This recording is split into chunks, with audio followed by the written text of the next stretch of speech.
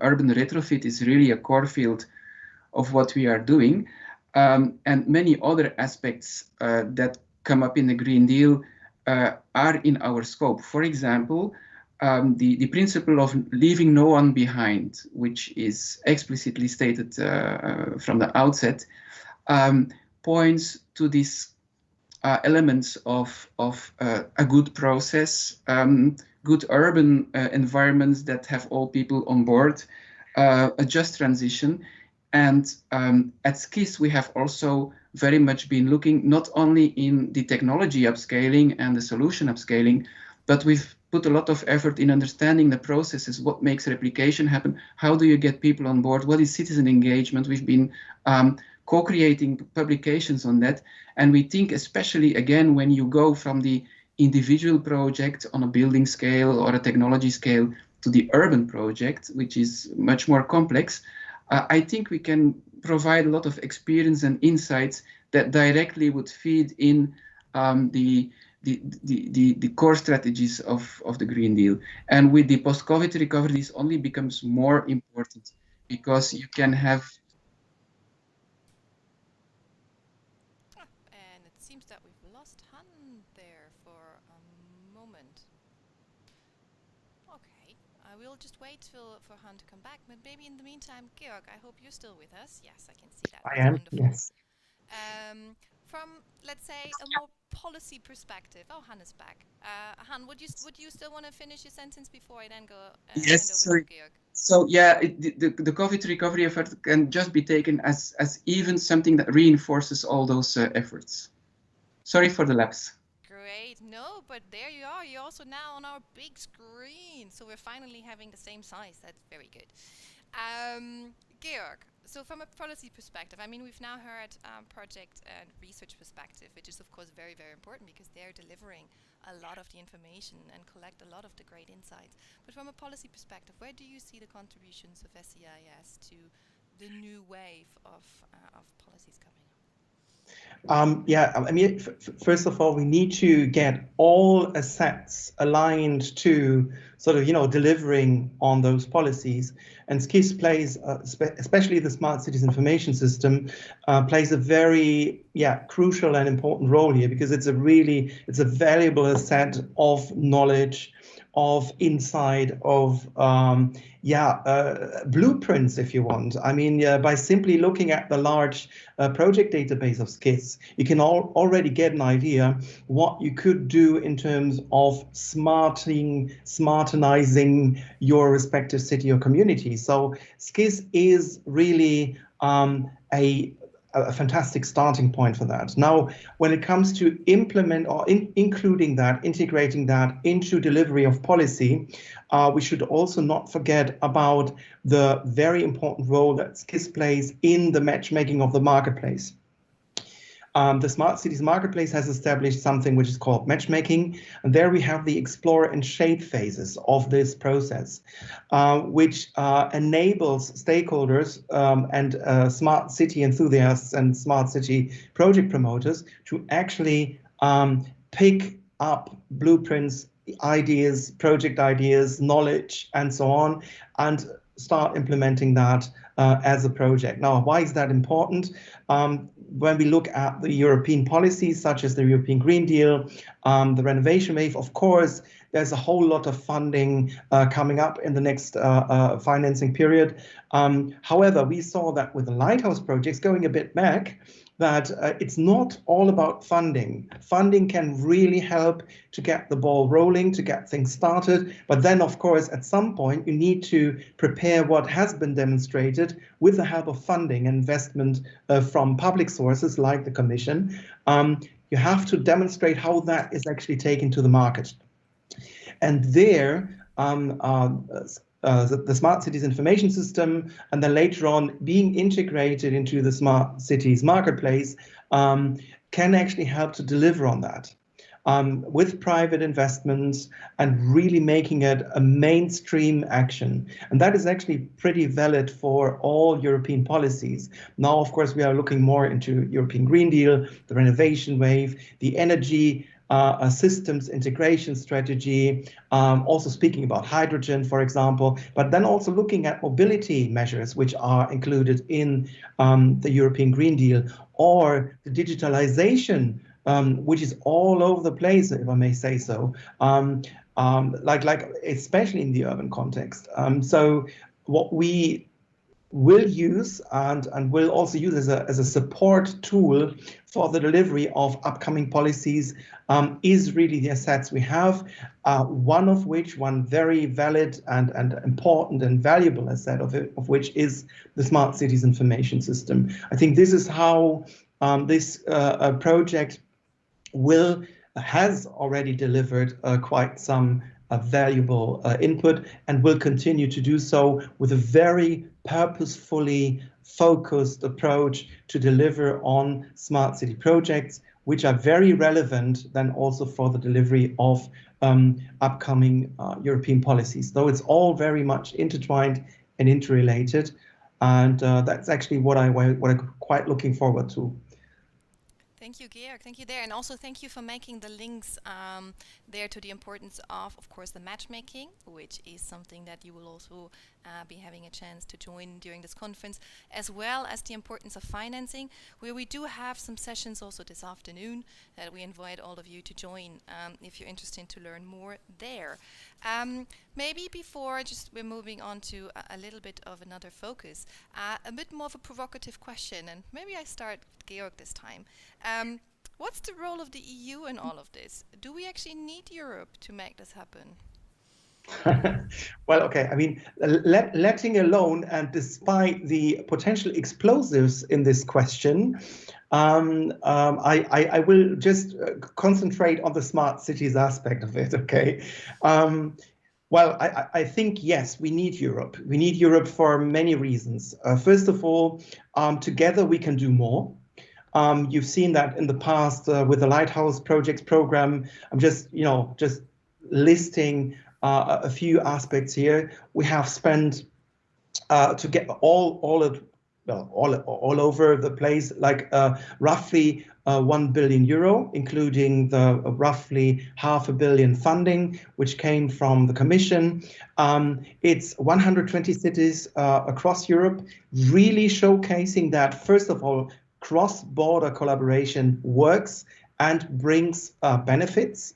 And secondly, it is a very good blueprint actually for international collaboration, and how that actually reveals win-wins on all possible corners. And that's not stopping at the technology.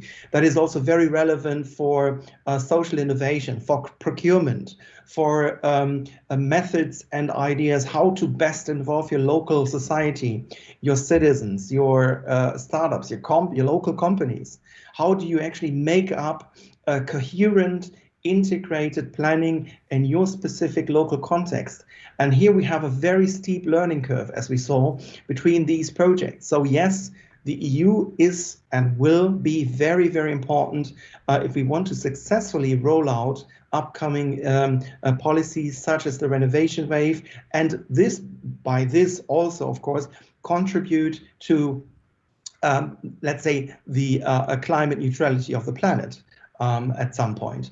And I think this is already an argument and reason enough for the EU to be there, and also to act as an enabler, as a moderator of the process, rather than sort of prescribing what to do, but really providing help, assets, networks, workshops like this, for example, a meeting place, and you name it. So for me, it's actually no question that we need the EU, and Smart Cities Information System is one of the best examples for it. Thank you.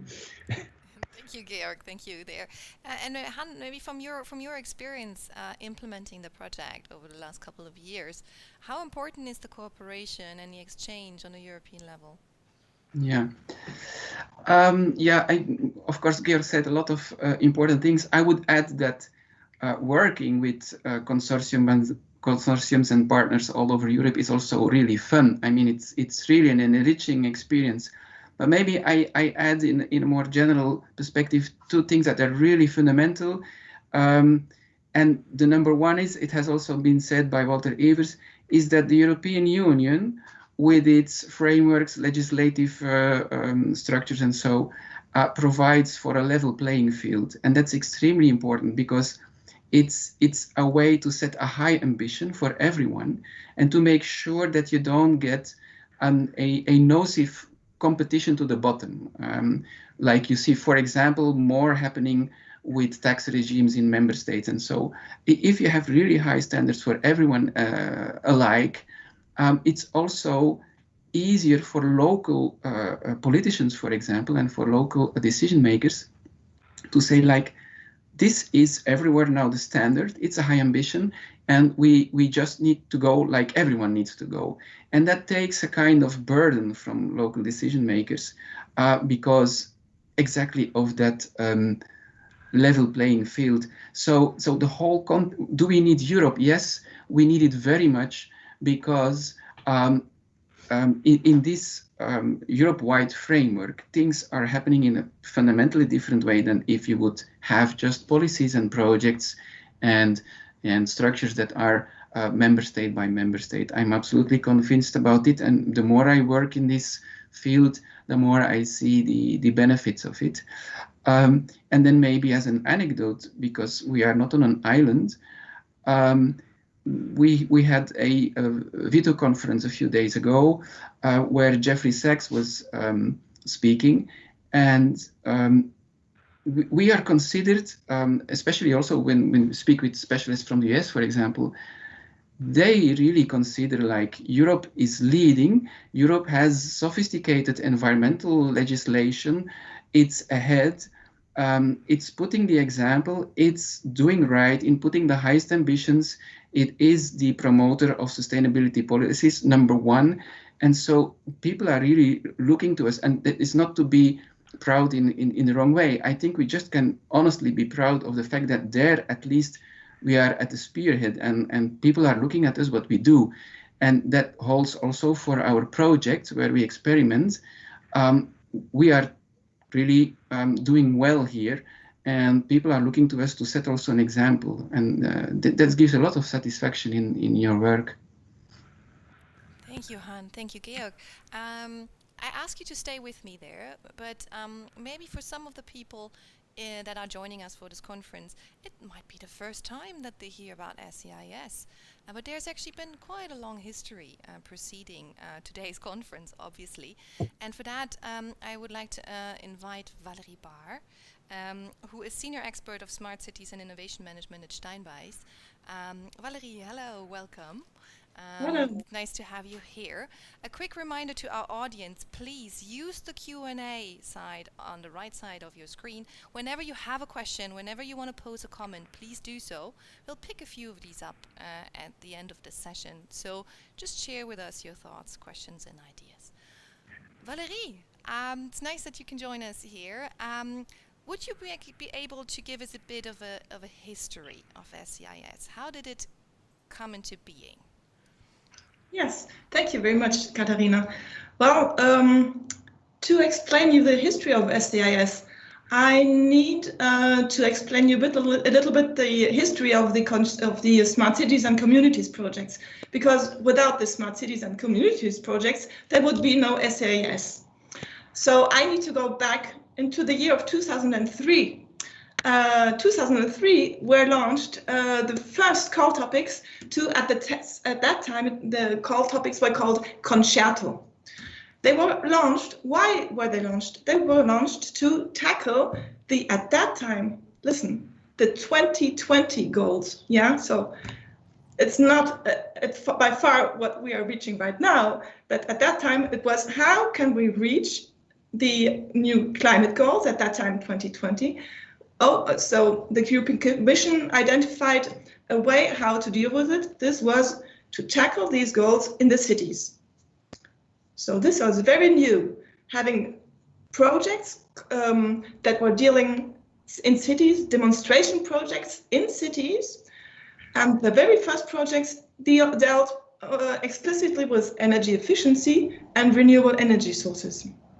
This was the very beginning. The first projects started in 2005, so 15 years ago. We started with a bundle of 4 projects, then followed by another 9 and another 9, followed by more and more, starting in the framework program 6 until today. And this is what you can see in the slide. Wherever you see a star or a dot, there you can find local project sites. So we have almost 100 projects covering more than a couple of hundreds local project sites. And what was new at that time for Concerto, this was this integrated approach Georg was just talking about several times. And this was really like a revolution. It's crazy in today, but at that time it was really new. Having this integrated approach on 2 levels. The first level was the technological level. As I said, at that time, it was only the energy efficiency and the renewable energies concerning the building stock and new buildings. And year by year, little by little, it was more evolved into adding mobility, adding ICT, which was a must. Today, we would never put it in question, but it was something that was evolving little by little. And the second level of integration is the level of integrating all necessary stakeholders. This as well was very new. Today we think, what it's all about? We know this. Well, at that time it was not. Well, it was new. Okay, and then you can, if you have a look again at the PowerPoint and looking at all these dots, imagine now. What a pity, what a waste of time, of knowledge, of money, if we would not collect all the monitoring data, all the knowledge generated in these projects. Yeah. At the beginning, we started with 4 projects. And the European Commission had this, Walter was talking about visions. Yes, here there was a vision, which is now no vision anymore, it is real. They had a vision of, at that time I was like, oh no, they said, we want the sexiest monitoring database ever. I said, okay, let's ignore about sexiest, but I agree, it does make sense. And it did, and it does make sense. So at that time we started this monitoring database with Excel files that needed to be completed by hand. This was the grandmother of SCIS, was called Concerto Plus. And we organized local sites visits to explain everybody how to complete the Excel files. And not to forget, we had to agree on KPIs that were valid for every single country, for every local site. So this was a huge work. We started in 2005, and here we are today with really the sexiest monitoring database, the sexiest platform with a whole set of knowledge as podcasts, as videos, as newsletters, as brochures. So this is the huge knowledge base from 15 years of work. So many projects, so many project sites, and it's not only a database, it is an assessment, an evaluation, and all of this is the basis to have a real and a good replication. And I think, and somehow we made real what was a vision. And in the preparation, there was written for me the question, do you think the world of SCIS has changed over the past years? Well, allow me, I would change it. I would say SCIS has changed the world. This was my... Thank you, Valerie, and thank you also for answering that question. And indeed, I think it's a nice twist there that you gave it. Thank you very much, Valerie. Georg, Han, you've heard a lot about the history now, and of course also our audience has. But I know that the two of you, are of course, quite familiar with it. But looking a bit back at what's been achieved in the last couple of years. Could you just share maybe with us what you think is most remarkable? Han, would you want to start? Yes. So when Valerie spoke about that monitoring database, so now we have a indicator set, we have monitoring guides, we have a self-reporting tool for the projects, and we have those databases from which we can extract the tendencies. And our colleague Rudy Roth has been so kind as to really dig into those databases and extract some tendencies in terms of energy, renewable energy production, and CO2 emissions. And what we see is absolutely comforting, because if we look to the tendency lines, and we have so the tendency lines for a period of, let's say, from about 2010, 2011 up to 2018, and you see that both, well, especially in refurbished buildings, but also in new buildings, the primary energy demand, the energy demand of the buildings is going substantially down. The share of renewables is going substantially up. And of course, carbon emissions are going down. So exactly what we wanted to reach, that is now appearing in the tendencies. And I would recommend strongly to follow this session 7.2 later, where Rudy Roth from DNVGL is going to elaborate more precisely on those summaries that we can make from the project. That's maybe the major point. Maybe Georg has some of his feelings to add or insights to add on what is the data and the knowledge that we can extract from it. Yes, thank you, Han, and I will just immediately continue. Thank you. Well, for me, a smart cities information system is so much more than just the database. It's really a smart diary. I mean, referring to what Valerie has told us about the Concerto program, which was then taking an evolution to what we see today as, let's say, a typical smart city approach, which has a high level of integration, taking into account, of course, many technologies, bringing them together on the city level, but then also all the social innovation which comes along with it.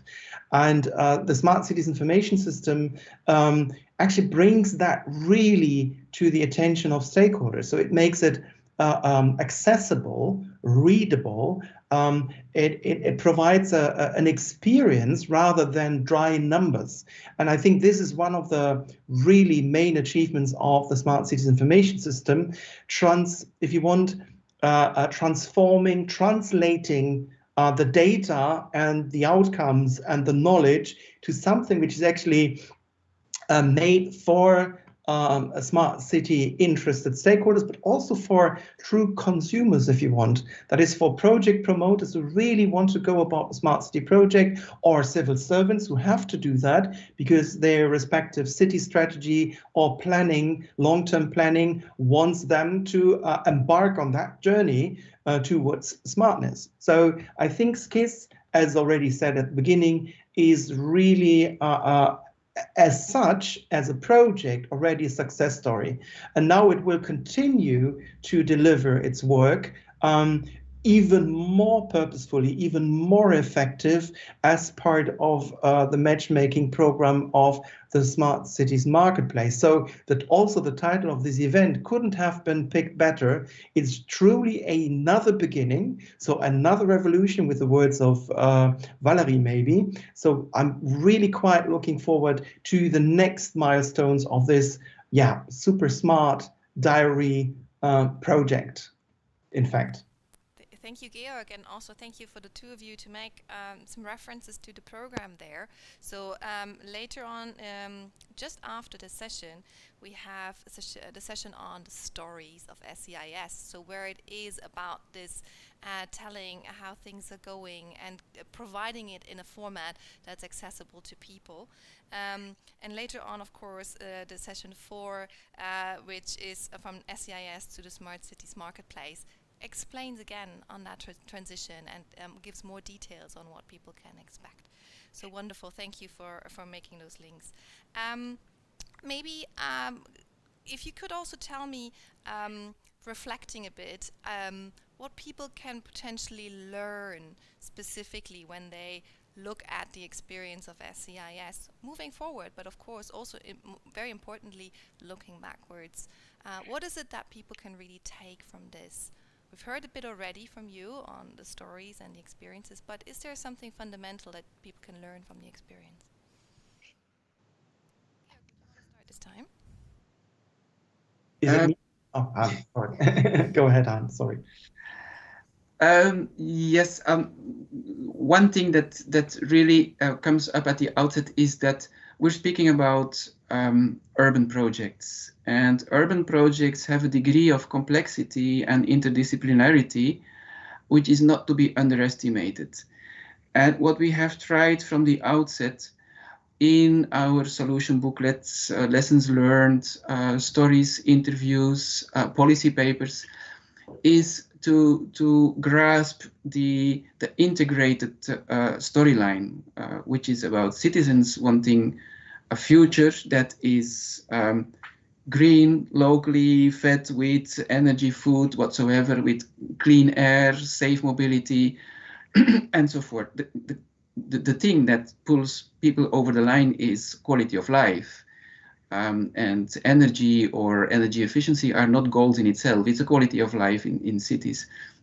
So we have put a lot of effort in addressing the complexity of urban projects that strive at realizing that quality of life. And that's why we have also gradually changed the format of the output to other things that were not there in the beginning. And just to give one example, we have a lot of use cases for smart city solutions that we describe in brochures of 30, 50 pages, but really very, very accessible brochures for example, city administrators. And we have gradually gone to a real co-creation work there with the projects in scope, especially the lighthouse projects. And so now we are to the point that we co-produce them, we co-write them with the people that are doing the experiments on the ground. Positive energy districts, huge operations in terms of energy infrastructures, integrating renewables, e-mobility, mobility as a service. So we are now really keeping our finger on the pulse of these projects, and the output that we create and that I think that we really want to bet on is something that is written together with the people that make those projects.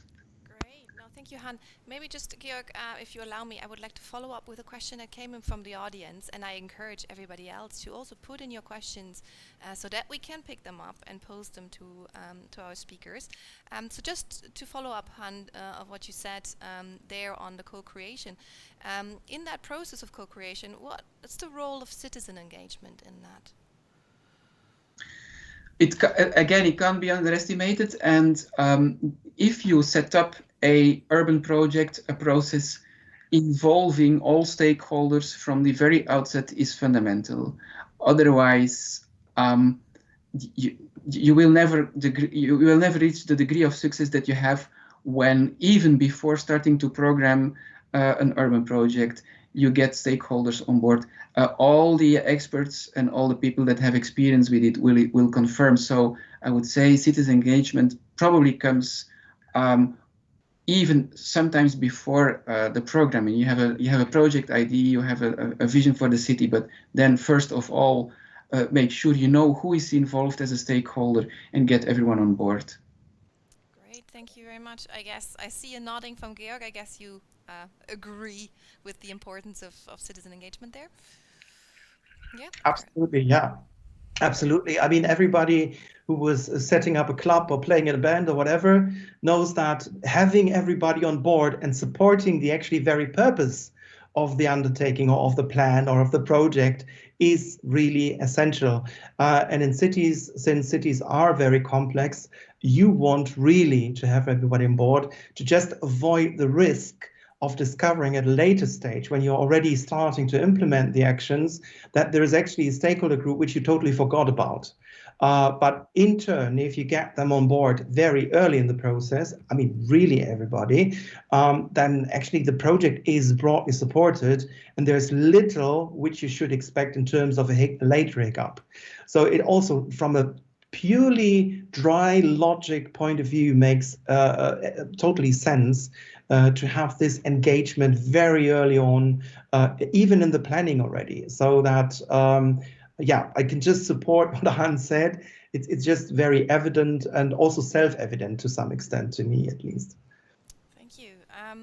Maybe that is also relating to a second question that we have from the audience, which is relating to, I think, the KPI direction. So what makes a project successful? I heard we now, obviously, as you both have answered, citizen engagement seems to be a really big driver there to make a project successful. But what are other points that would make you evaluate a project as successful? I think the integrated process, and also connecting it well to the general vision in a city of where that city wants to head to. And every city is different, has local setting, culture, history, climate, and so forth. So it's, number one, it's very important that things are aligned with a kind of general development path or vision for the city. And then comes the integration aspect. The real urban project is one where all these aspects, not only citizen engagement, but the business case, the governance, the regulative framework, any other social aspects, and then, of course, all the technical aspects, environmental aspects, are well managed in a process that is fully not interdisciplinary, but also transdisciplinary, which means that you don't only rely on expert input, but you have your citizen input as a fundamental pillar there, also your stakeholder input. And then there come several challenges. For example, we see in anything which concerns the local energy communities, the renewable input and so forth, that there are barriers to be solved. For example, the electricity market is in a full transition. So we have now the new electricity directive, the new renewables directive. And so we're in the process where member states have 2 years to transpose them and start to count in a much more important role for local energy communities. And local energy communities, basically, that's energy in the hands of the cities and the citizens, both production and consumption. And we see that projects on the ground are really struggling with those changing conditions, and with the fact that some of the frameworks are really in the old paradigm, and there's a lot of need for frameworks and infrastructures that will translate the new paradigm. But this in-between area is very uncomfortable. And so we see that projects really struggle with that they need to ask for legal sandboxes just to be able to do what they are supposed to do. And so the second thing I think is what is very important here is that these kind of barriers, but also opportunities, are signaled feeding back into the European Commission to the policy level, where things are being elaborated also in terms of directives and so. And that's one of the things that we try to do with SCIS as well, is get the experience on the ground, the nuts and bolts of real life on the ground when you want to do the energy transition and build it in houses, in electricity grids and so forth. What are the bottlenecks? What are the opportunities? And what needs to be fed back to the higher policy levels. So that's one of the operations that we also try to do as directly as we can. Thank you, Han. A quick request to Georg. We seem to have a lot of sunlight on you there, which gives a lot of sparkles, which is of course very nice. But do you see a chance to close your curtain or change something in the lighting? just to make you better. Ah, yes, that is a lot better. Thank you very much. Now I mean, sitting. I would say the sparkles suited you a lot, but it was a bit difficult to see you there. So we have one more question from the audience, which I would like to pose now to Georg first. But Han, if you want to answer, that's of course also very, very possible. It seems that a lot of the lighthouse cities are in Western Europe. Do you think that the Smart City projects can actually bridge or help to bridge the gap between Western and Eastern Europe, or is that too difficult for a project like that? Yeah, I mean, we are also between somewhat between a rock and a hard place when it comes to programming and issuing calls for proposals, and that's a situation which is there for years now. I think what we have tried, or what we successfully did, is actually to gradually go with our program towards small and medium-sized cities. So this way also embracing a whole lot more cities which would otherwise not be able to take part in this.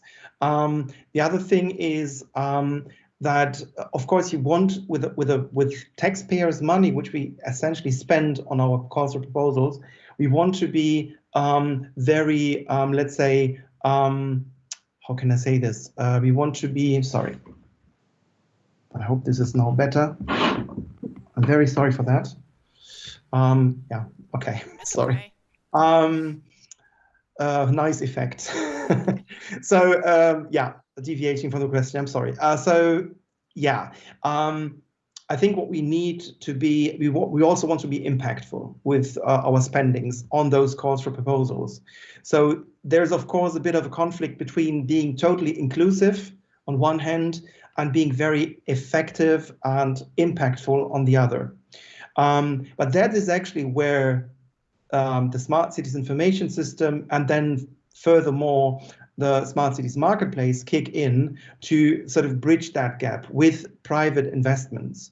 That's also where we hope to get more buy-in from smaller and medium-sized cities, in fact. So that's one thing, how we want to bridge this and how we want to actually make for better inclusion. But then, of course, it's also communication, outreach. SCIS, the Smart Cities Information System, plays a very important role here with providing all these outcomes, lessons learned, very accessible information. So for the future, one thought could be, for example, to go even more local, to provide translations of core documentation, of project blueprints, really to make them fully accessible to whatever city in Europe, so that everybody gets a chance to actually dig into this immense source of knowledge and inspiration. And that is something we hope for also in the coming programming period. But there is actually no recipe in order to change the picture we have right now. We are totally aware of what you just mentioned, Katharina. So yes, there is still a problematic sort of imbalance, if you want, between cities in Europe, not only geographically, but also concerning their size. So that is something we will continue to work on, and which we want to also, let's say, be recognized and acknowledged by activities upcoming in the next framework program. For example, the mission on smart and climate neutral cities. Yeah, and I guess that's all I can say about it. I can only promise that we will work on it and, you know, keep an eye on it, since we are also aware of this problem. Thank you very much, Georg. And also there is actually a session that I want to highlight, which is the session tomorrow afternoon on Tales from the North, South and East. So there is already a provision to look beyond the Western European cities and see how the information exchange can happen there. So I invite you all for that session, but of course also for all upcoming sessions today. I want to thank at this point Han and Georg for their very valuable contributions. I apologize also to the two of you for the technical hiccups we had at the beginning of the session, but I think we still had a very, very fruitful exchange here, also with Valerie bringing in a lot of the insights on the history of SCIS. Participants, I would love to invite you next to watch 2 videos that have been produced for this event. One is the Meet the Matchmakers video, which we will see first, and that gives you a bit of an introduction and kicks off the matchmaking, which will happen during this conference as well. So just watch it and get an inspiration if this is something for you and how you can actually participate there. And then, as the second video, just following the first one, we have a premiere.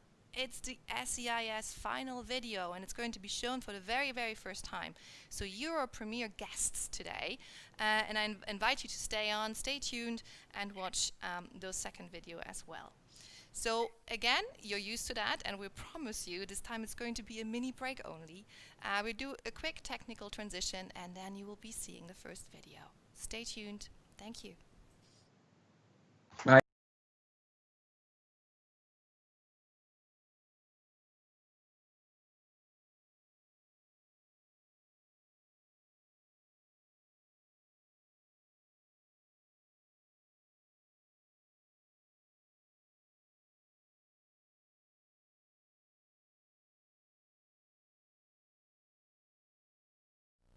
Hi, welcome to the Meet the Matchmaker session. I am Andra, and I would like to invite you to come to this session, get to know a little bit more about us, the matchmaking team, what do we do, and how we can help you bring your project concept notes to a stage where it's more likely to be bankable. You'll be able to ask us any question like, who are the matchmaking experts and what do they do? Well, we are Eelco Kruizinga, Georg, and I. We make the matchmaking team of the Smart Cities Marketplace. We are here to help smart city project developers in need of finance to have a project concept that meets the requirements of the investors from our investor network. We will help you set up that project concept and send it around to the investors. Finally, if we have a match, if we have an investor that's interested in meeting with you and knowing a little bit more about your project. And if we do, we'll put you both in contact and schedule you a one-to-one meeting. We have received more than 100 projects, and 17% of these have already had a meeting, more than 20 meetings. So we are keen to receive your project in whatever field it is, within smart cities like circular economy, energy efficiency, ICT, mobility, as we have a group of several investors that work in several fields. So don't be shy. Present us your project. What if the project is not ready to be presented to the investors? Don't worry, we have a lot of solutions that can help you shape your project that you can explore and get inspired by, like engaging with our action clusters and attending our master classes and webinars. So why are we addressing you through this video? It is because we really wanted you to have the opportunity to talk with us, to clarify your doubts, as we would probably do in the halls, in the corridors, in the session breaks or coffee break of any in-person meeting. So come to the session, to this dedicated room, say hi, grab a coffee, and we'll talk a little bit more about your project, your doubts. You can get to know a little bit more about this process, the matchmaking process of the Smart Cities Marketplace. So please feel free to join. We are here waiting for you. See you.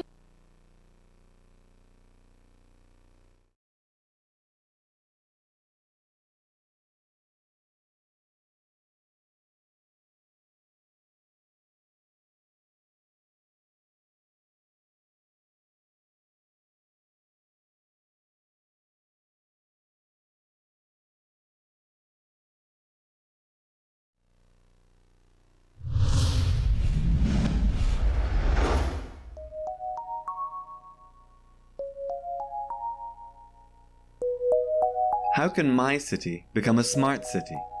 All the information is there on the Smart Cities information system. Cities across Europe are sharing their stories so that you can get a head start. Dive with us into the colorful and diverse world of smart and energy efficient cities.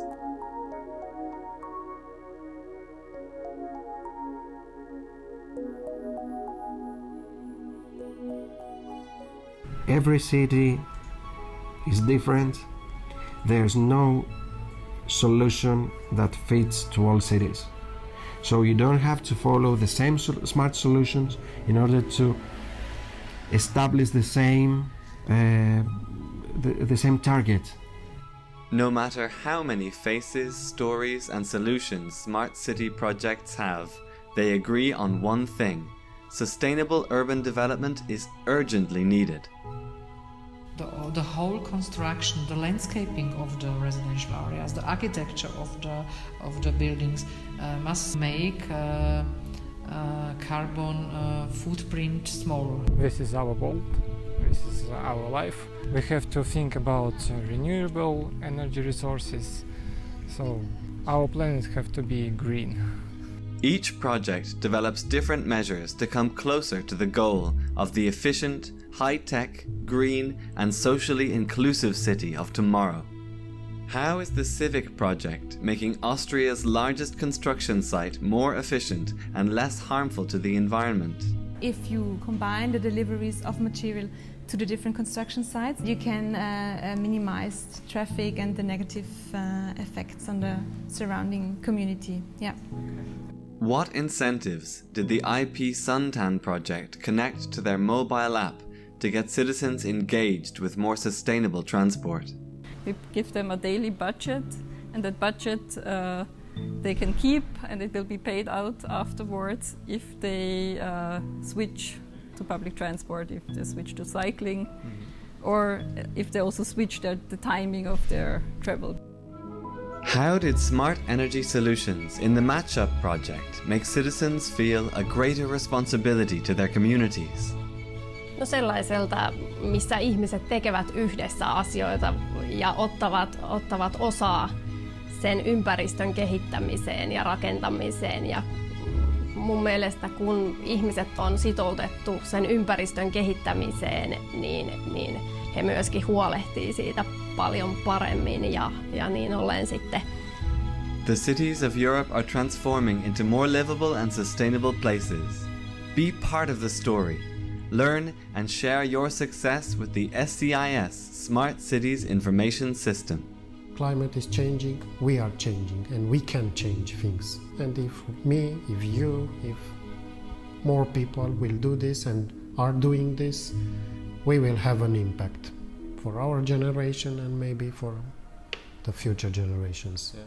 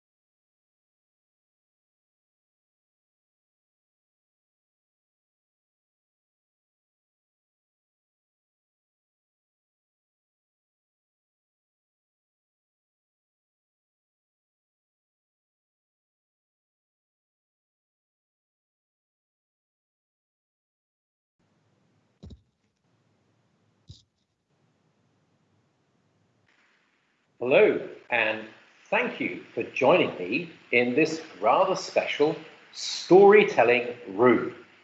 This is where we're going to tell you some stories. So if you're sitting comfortably, then we'll begin. The Smart Cities Information System has developed a whole set of stories that are a testimony to the projects that have been created. We would like to give you a flavour of some of those stories and how they've been conceived and developed over the period of time that SCIS has been running. Now, I have 3 guests with me in the storytelling room, and I would first like to introduce you to Annemie, who is seen by many as the architect or the originator of the stories concept. Annemie, hello and welcome to the storytelling room. Hi there, great to see you. Now, Annemie, we've got 2 guests with us. Would you like to very briefly introduce them? Yeah, absolutely. So I think first you're going to speak to Jakub there, and he's a special character because he was the star of the first ever video that we recorded for the SCIS. And so he was doing this thing that we've done since then of blending this local ambition and this global drive and giving some insights onto how it's happening on local level. So I'm really excited to hear now, all this time later, how things are going on there. And we've also got Andra, and she's working at the moment on the latest video from her project. So she's in the middle of this storytelling process on the ground in a city, which is something really, really special. So she's going to give us an insight as well from her angle, how the local becomes global and how our narratives catch. Excellent. Well, thank you very much, and welcome to Andra and Jakub, and we'll be hearing from you a little bit later. But for now, Annemie, I'd like to come back to you. Where did this idea of stories come from, and why do you feel storytelling is so important? Sure. Well, I think stories are as old as the hills, right? As old as the paintings etched into them. So it's an essential part of the human character to be storytellers. And that's not just because it's something fun or interesting, but because it's an essential vehicle of real communication between people. So to give the example of the SCIS, I mean, we've got stories from almost 200 projects, involved there. And storytelling is essential in any project. But in the SCIS, we're talking about data from about 200 projects, hundreds of pages of deliverables that we're storing, times 200 projects. That's thousands of pages of insights, which is fantastic. But completely unmanageable. I mean, we have got our architecture on the website, and it's not bad to navigate it. But if you want to absorb that information as a whole, I would say good luck. You're starting a new project, you're tendering for a project, and you want to get some useful insights. You're going to be totally bamboozled by this wealth of information. And the thing about reporting, which is what you're reading, all these reports, is that the parameters are set long before the project begins. So when the project ends, it could be 5 years or more since the initial parameters of reporting were set. So a lot of the information is not going to be the most vital information. It won't have been designed around the insights and the results that were part of the process of discovery throughout the project because it was determined beforehand. So when you speak to someone in person and you get their story, a project coordinator or a technical expert, an engaged resident, what they do is they immediately distill those hundreds of pages of reporting, and they give you the pure stuff. They communicate what's essential, what's new, and they feel instinctively what's useful for others. And they're basically separating the cream from the milk. That's what I think of storytelling, separating the really tasty part from the wholesome and also yummy, but not quite as delicious part. Well, now we're beginning to divulge into the secrets of a good story. What would you say is the essence for storytelling? What are you looking for in that cream? Sure. I mean, as I say, storytelling is quite instinctual. So it's something that does come naturally from people. But at the same time, there's something there's a learned response and there's a felt response. So when you start collecting stories, what you initially will get is the learned response. So you ask someone about a project and you'll say, well, this project started in this year and it has this much million funding from the EU and it has these main ambitions. And so, which is all fine, but not fascinating, not really the essence of the project, right? That's like the blurb on the back of the book. What I want to get to is some snippets from the steamy pages. So you get past that, you let them do that, and then you say, okay, but now can you tell me what was something small that you didn't expect that happened that had a major result, be it positive or negative? You say, you know, we all experience failures, and it's really hard and uncomfortable to talk about failures, but that's something we really wanted in the SCIS was, how did you fall and get stronger? So things that you wouldn't necessarily be able to get initially, you have to probe for, you have to draw them out, but people are willing to give that information, and I think that's what's really key to storytelling. And I think you've got a companion there that would also like to tell a story. He's just agreeing with me. He's my biggest fan. Now, Anthony, you've been talking about really capturing those human moments in the stories, and that's what's really important. We have all the technical information, but what are those human moments and those issues of perseverance and overcoming obstacles?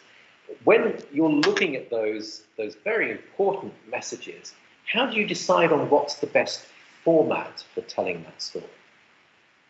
Yeah, it's a good question, and it's a tough one because there's such a plethora of formats out there now. You know, we're absorbing stories in so many different ways now.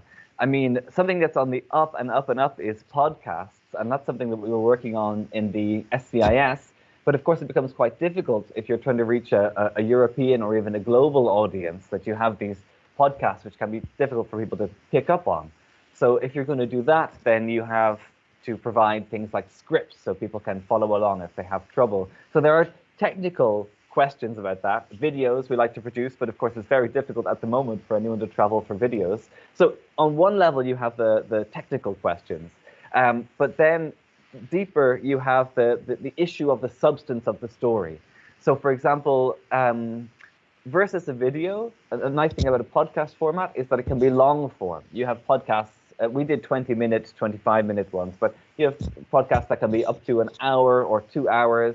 You can listen to it while you're doing something else. So that's a great opportunity if you have a story where you really want to go into the technical details, the images, the experiences in a sort of more drawn out fashion, you know? With video, maybe what you've got and what you think is really, really precious in the story is a few striking facts, insights, incredible images, and what you need to do there is not draw it out for 2 hours, but to just give those directly into people's veins through the eyes and ears. So the video, 1-2 minutes, it's just super for that, and that means that it can then travel. You know, those will gain momentum, and they fly out through social media and pick up more snow as they roll down the hill. And then, of course, the written interview is still a really, really important format.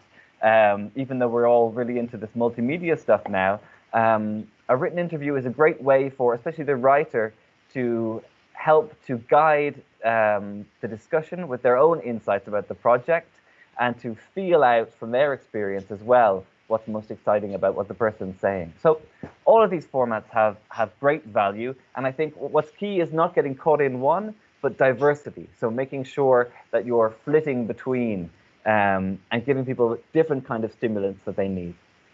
Great, thank you very much. So these different formats provide different opportunities for communicating, and it's about not just choosing one, but looking multiply across the different formats as to how to communicate those messages. Absolutely.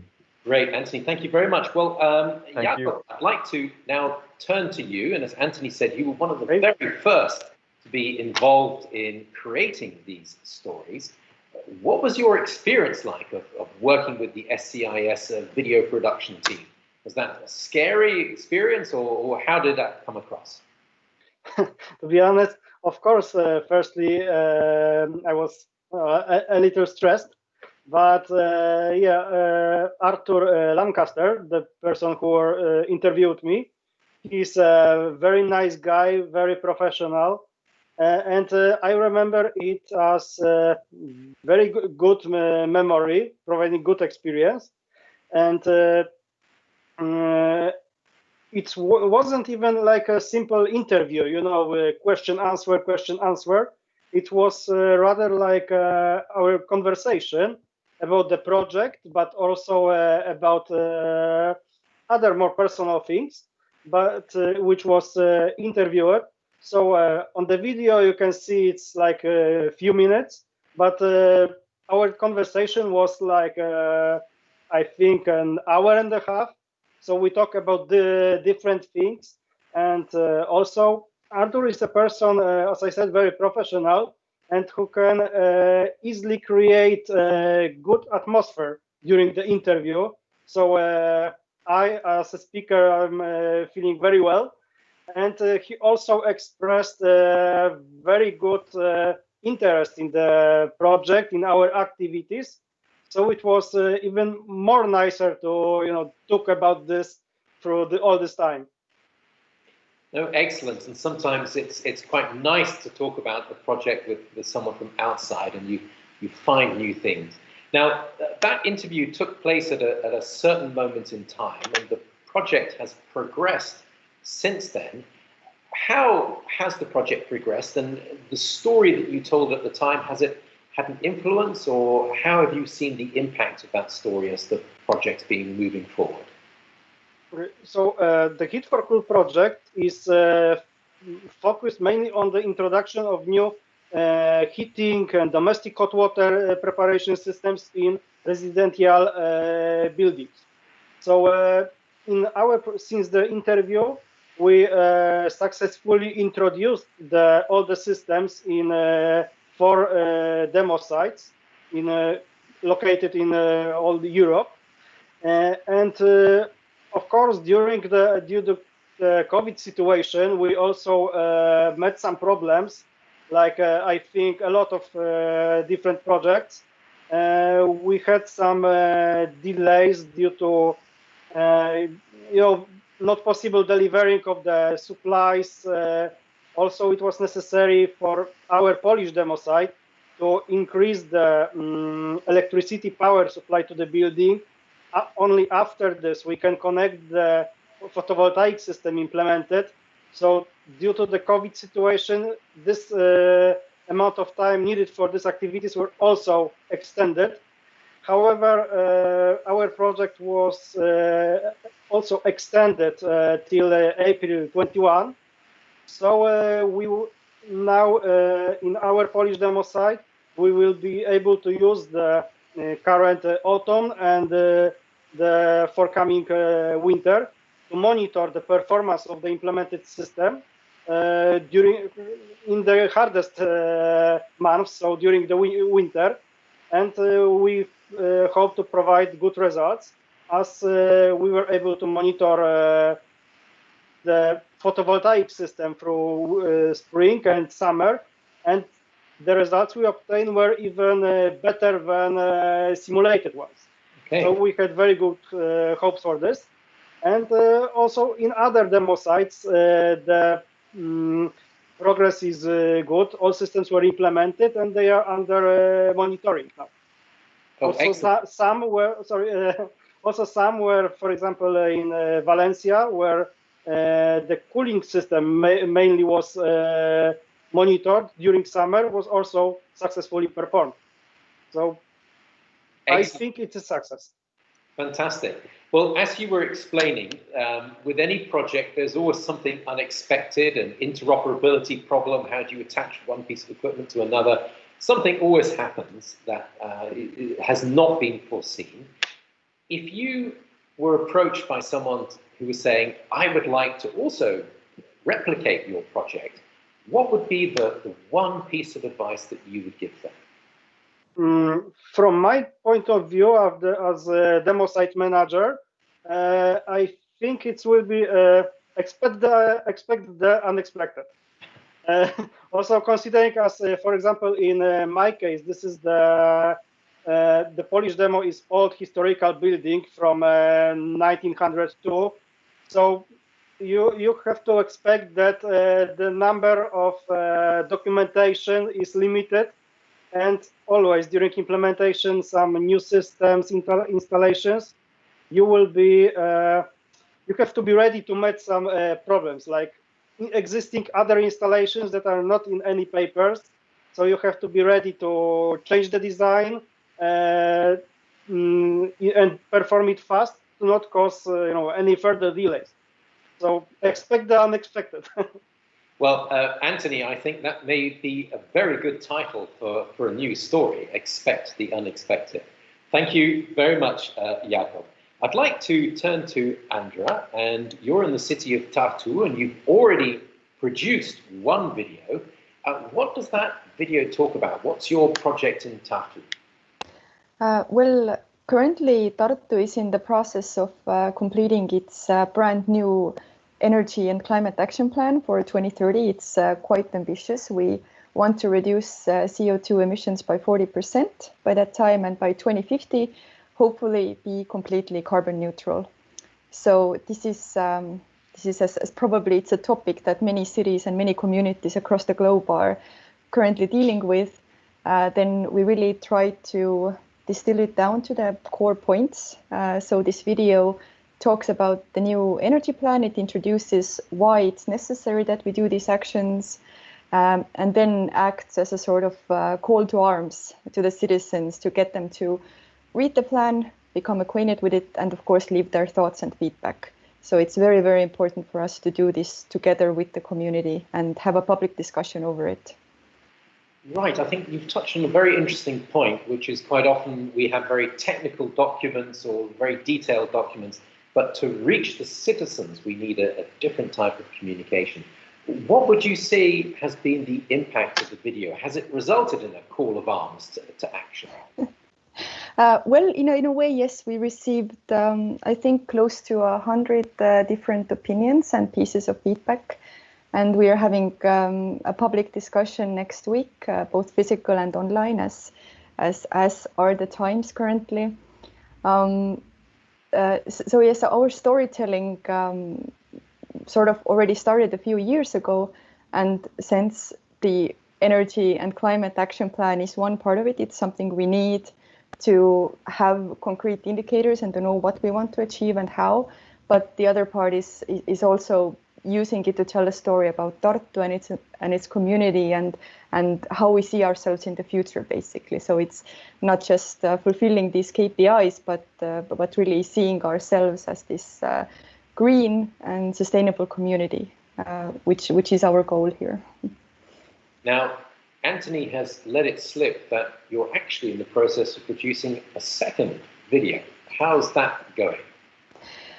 It's going very, very well. We are working together with the same team as we did in the first video, and that team has also been with us throughout the SmartEnCity project, where the SmartEnCity project is, again, it has very technical elements like renovating apartment buildings and engaging the communities in that. So we've already had to think quite a lot about storytelling before as well. So we have transitioned this experience to the second video as well, and the second video will actually summarize all the results of our SmartEnCity project. So in a very comprehensive and easily to understand way. Excellent. And are you going to miss the videos once the filming is finished? It can be quite an exciting experience being in front of the camera. Absolutely, you really get this sense of satisfaction once it's complete, and I think Anthony put it very nicely. Once you really separated the cream from the milk, and you really see what you've accomplished, and that you managed to communicate things well. I think this is really the true goal of storytelling. Excellent. Well, Anthony, coming back to you for a final thought, if there's a project or initiative, Smart City action about to take off, what advice would you give them about storytelling? First of all, how would you inspire them that maybe they need to tell a story?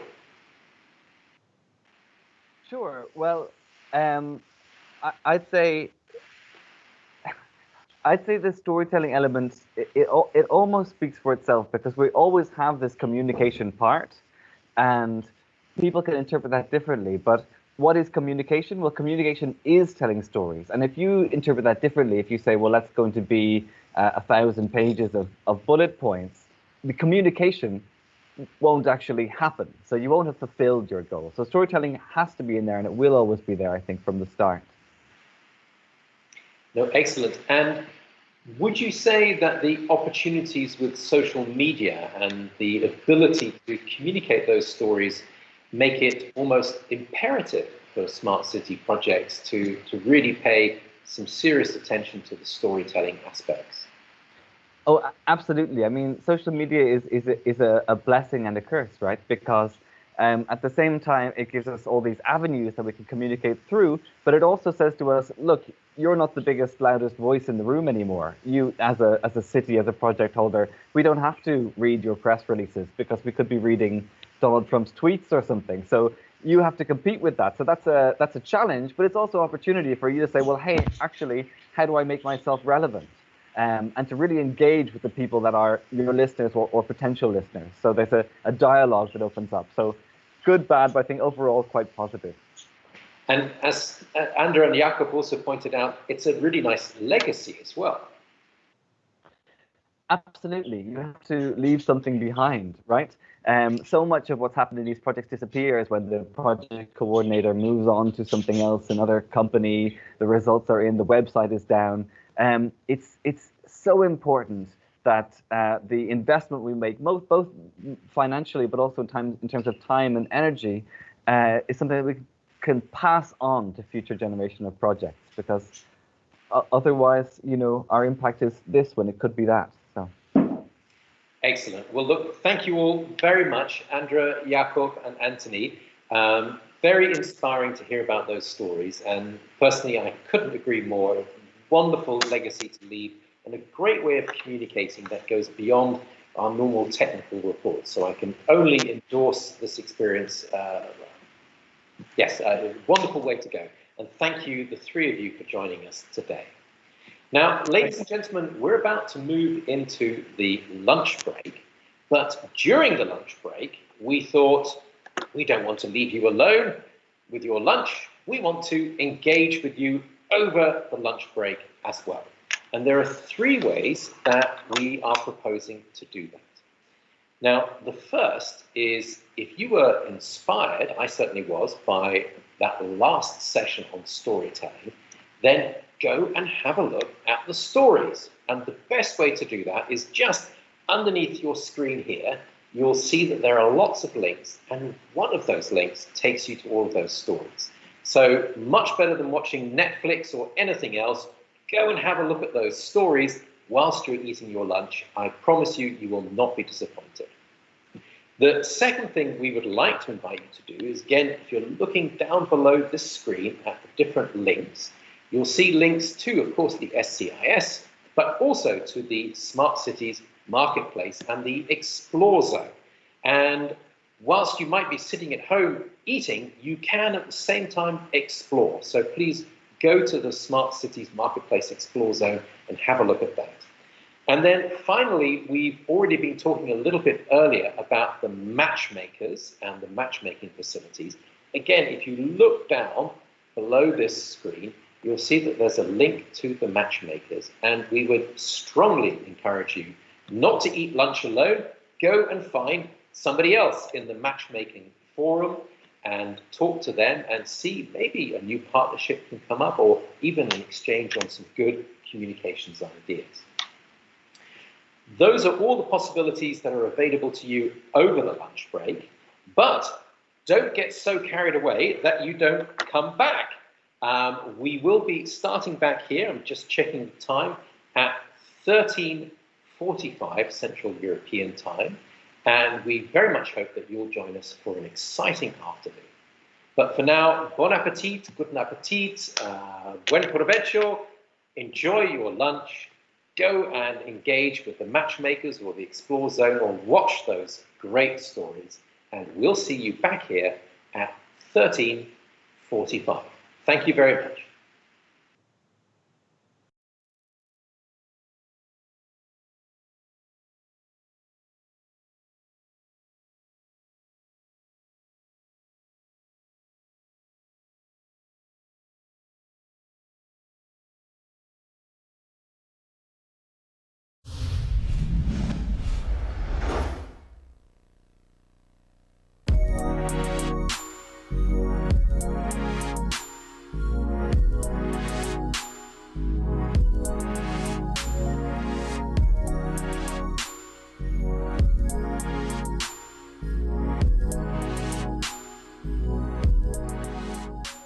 important to say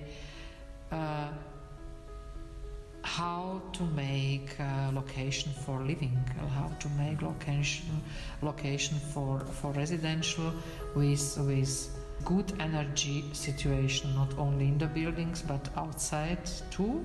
One of the goals of the EUROCITIES project, to make the residential area attractive with this way. The whole construction, the landscaping of the residential areas, the architecture of the buildings must make carbon footprint smaller.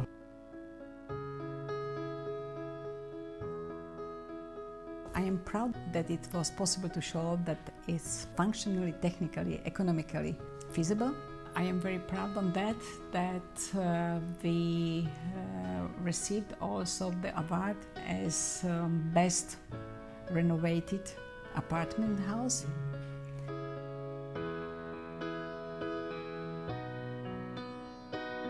The project was all about hard work. We were forced to use for the first time in Slovakia some kind of fire barriers between the floors by insulation of the outer walls of the house.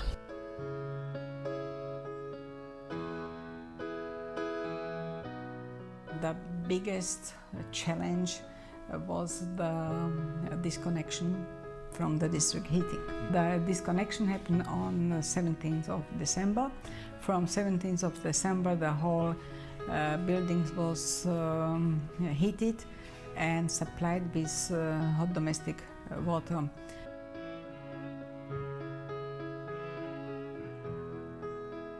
Before the deep renovation, we paid per year about 36,000 euros for heating, and now it is from 12,000 to 14,000. Yeah.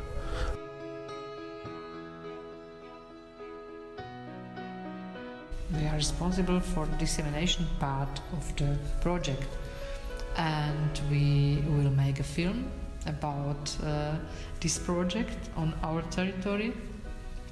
We will make conferences, but not only this, workshops with students to show good practices in our city.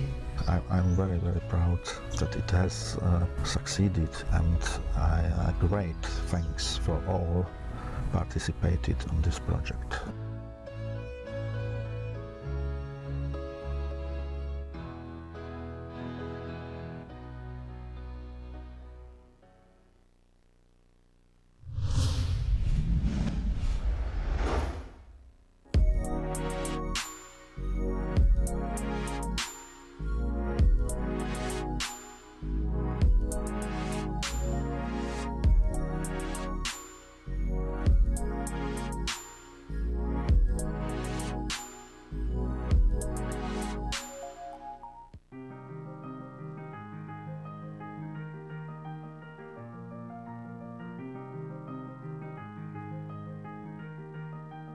This site has been selected as a demonstration site for the Horizon 2020 European Union financed research project.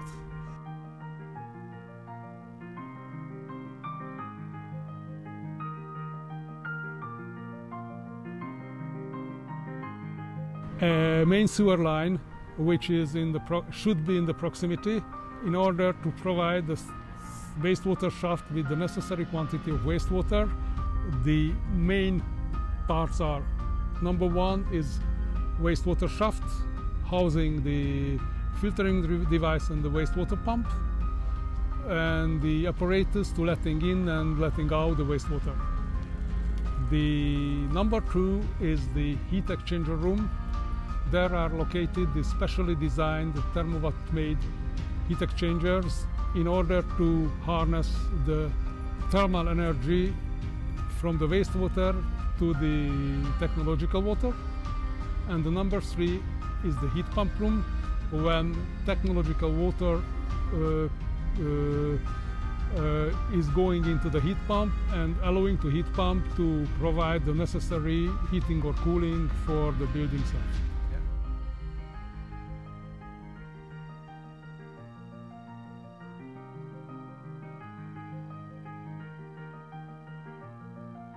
This is an operable, reliable system providing the sufficient economical advantage with cheaper heating and cooling. In heating, we can provide maybe 20% cheaper energy, and in cooling, the economy could be even 30 to 35%.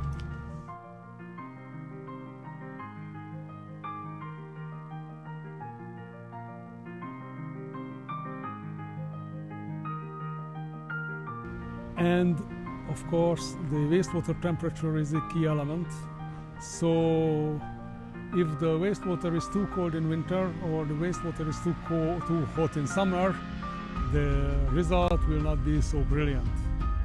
There should be a geographical opportunity to have a large enough wastewater main collector line and a big energy consuming building close enough to think about to realize our system.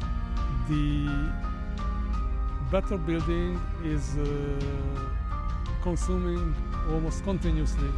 For example, a hospital work 24 or 7 days continuously, so it is very useful to our return on investment because big quantity of energy is used.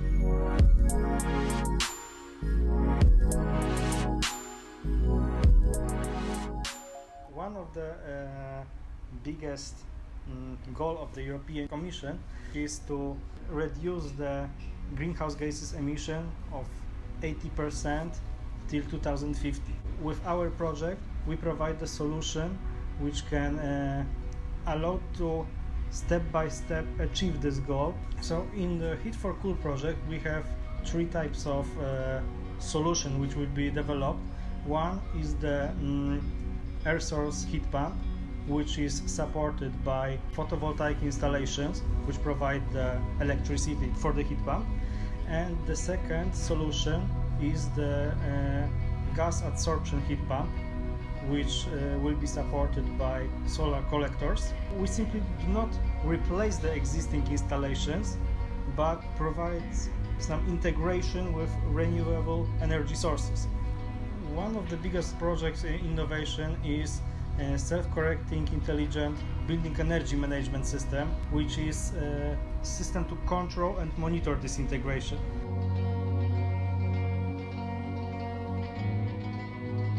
The citizens involved are the tenants of the building, so we made the interviews in each apartment to know what are the needs of the tenants. For example, the time when they are home or when they are outside of the building, so we can adjust the work of the system to meet the thermal requirements, to make good thermal conditions for them.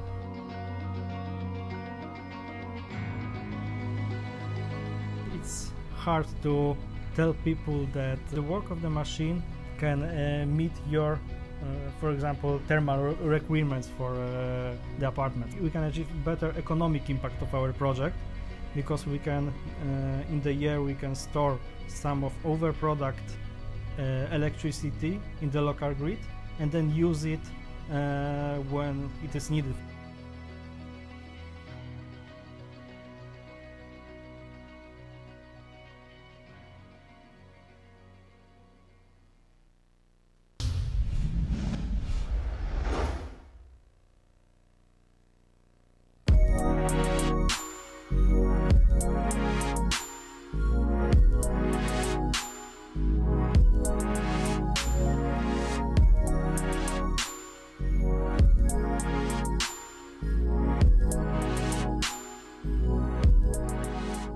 idea of demand response is to reduce the peak power at certain times during the day. And this can be done by controlling the heating, ventilation and air conditioning systems. Along with the lighting, the main issue is related to people. They did not know what to expect, so we had to inform them.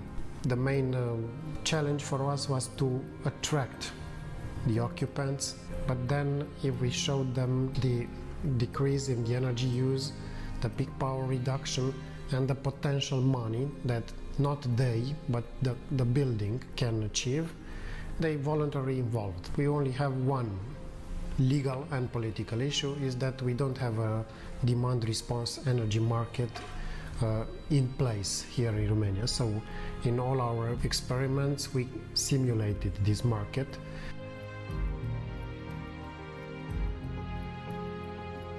We receive signals to perform demand response events from the energy market, which is simulated. We receive the signals from the UK partner. He decides when to trigger a demand response event, but he decides looking at the Romanian load curve, energy use, and at the temperature here.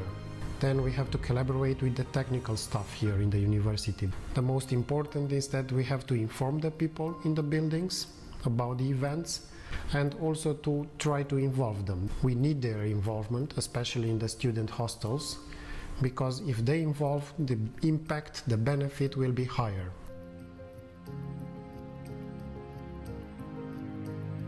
So the idea is that we intend to replicate the project also for the public buildings belonging to the city municipalities here. Then, of course, we intend that the outcome of this project to be a business model, if the energy market for the demand response will be legalized, that can be replicated in the whole country.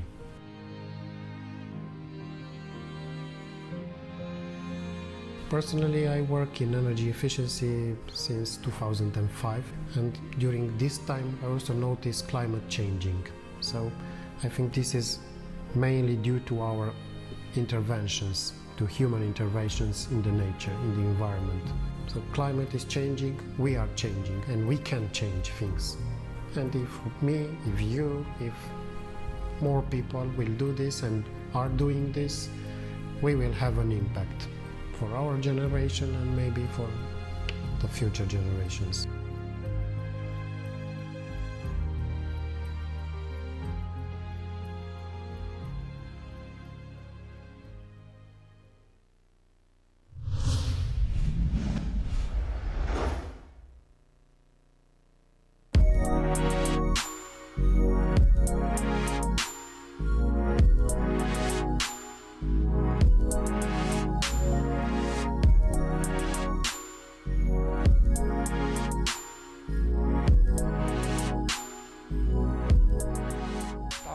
Town was founded in 1275. Nowadays it have a lot of old Soviet-built buildings without any insulation, without very good automatics, without ventilation systems. So our idea was to renovate our buildings to minimize energy consumption.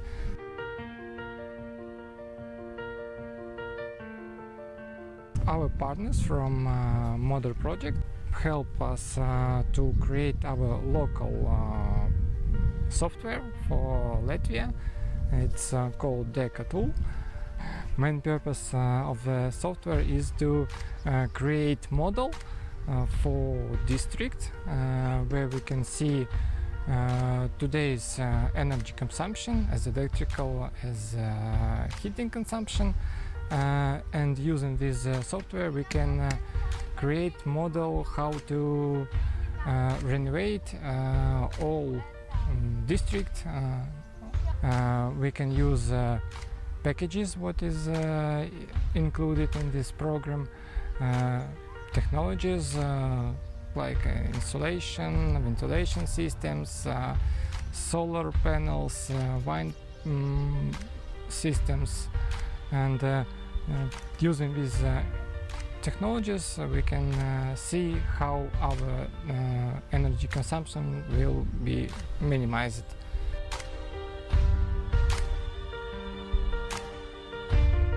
We have a very modern heating system here. Every flat have heating radiators with regulators, so you can regulate your temperature from minimal to maximal as you wish. It is one of the energy efficient building in the Daugavpils. So our idea in Modern is to make all buildings in Daugavpils district as this one.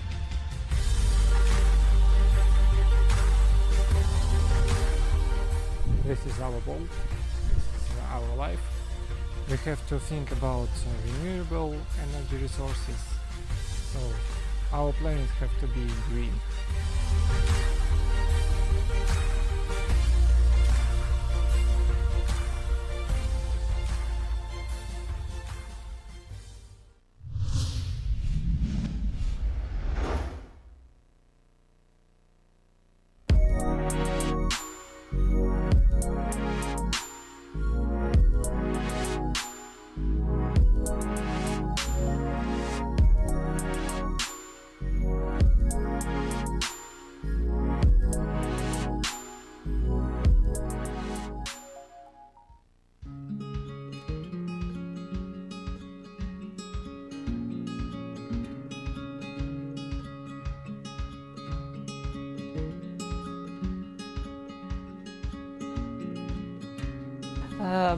Mä koen ainakin itse niin kuin sähköauton käyttämisen paljon helpommaksi kuin bensakäyttöisen tai dieselkäyttöisen auton. Se oli erittäin helppo ottaa niin kuin haltuun ja lataaminen, se on edullista käyttää sähköä, kun paljon edullisempaa kuin bensiiniä. Et meidän tarpeisiin se oli niin kuin todella loistava vaihtoehto ja kyllä mä ainakin tämän kokemuksen myötä niin olen sitä mieltä, että jos meille joskus hankitaan auto, niin se tulee olemaan sähköauto.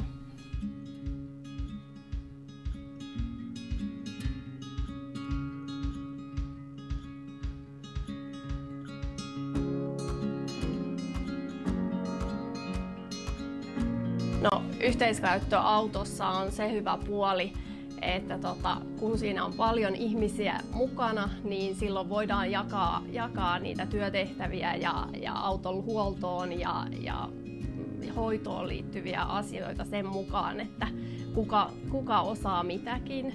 Eli ei tarvitse itse osata teknisiä asioita, kun voi kysyä joltakin toiselta esimerkiksi. Ja toki sitten siinä on se, että kustannukset jaetaan sen mukaan, että miten paljon autoa käytetään, tai meillä jaettiin kilometriperusteisesti, niin kulut myöskin jakautuu.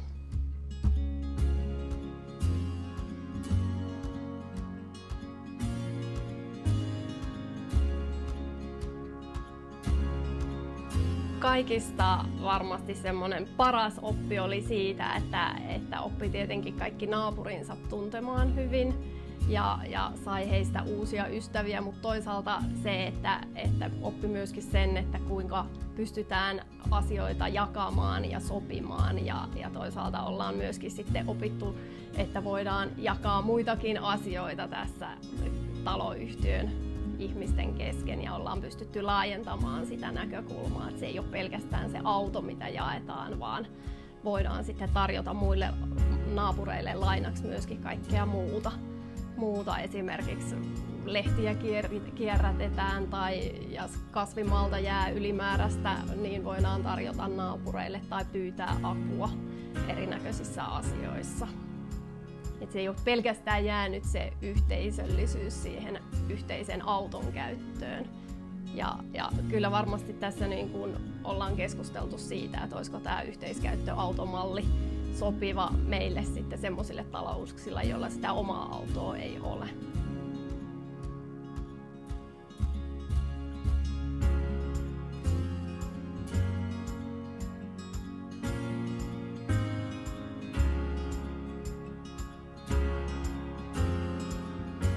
tässä esille, eli se latauspisteen oleminen siinä omassa pihassa, niin se helpottaisi, että vaikka meiltäkään ei ollut pitkä matka tuohon niin kuin latauspisteelle, niin se, että se on omassa pihassa, niin se olisi varmaan niin kuin tärkeä tämmöisen projektin onnistumisen kannalta.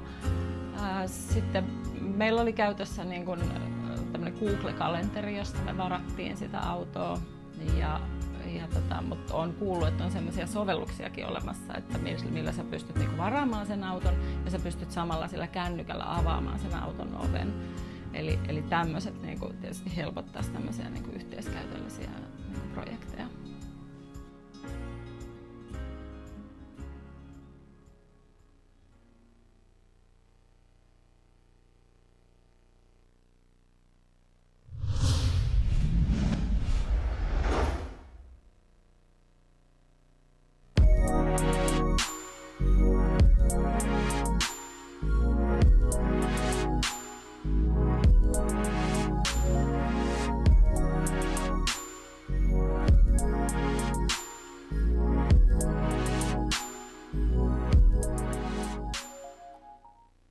Was it stressful? Yes. Was it tiring? Sometimes yes. But were we thrilled throughout the project? Yes, we were. We had some very tight schedule and all the activities were interdependent and interconnected.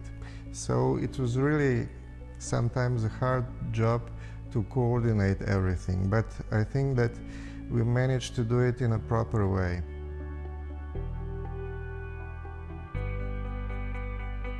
All these systems, the main goal was on the beginning of the project was how to design the building which will have user-friendly interfaces to be easy to handle all these devices for ordinary people.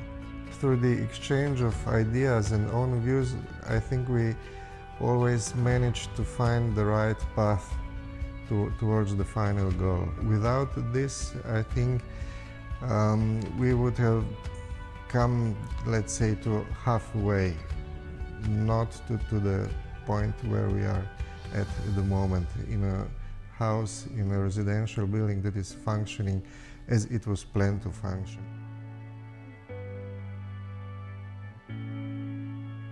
We have a lot of nearly zero energy buildings or passive houses on the scale of single family houses or let's say two-story buildings and so on, and this one was really the first of such size. It has a lot of systems integrated in the building, so the main things is the ventilating system with recuperation. We have somehow unique system with integrated cooling system for the summertime. Then we have the solar power plant on the top of the roof. We have the car chargers in the parking floor.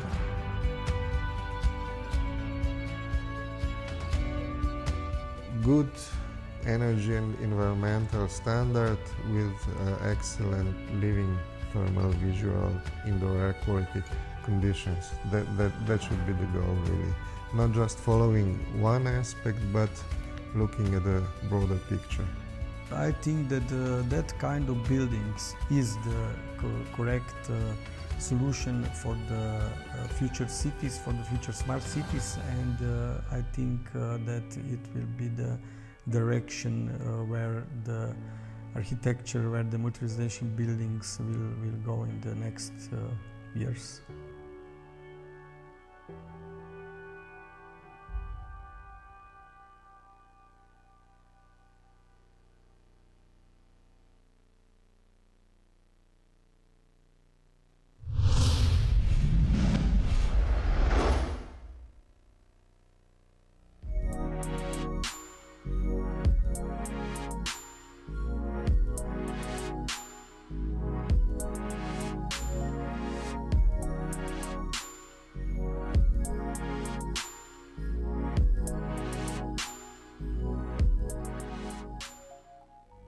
many people say, yeah, it doesn't matter what you're doing in Somelar, it's such a small part, but I really think we have everyone have to do something, and yeah, as I said, I don't want to leave this world without having done something.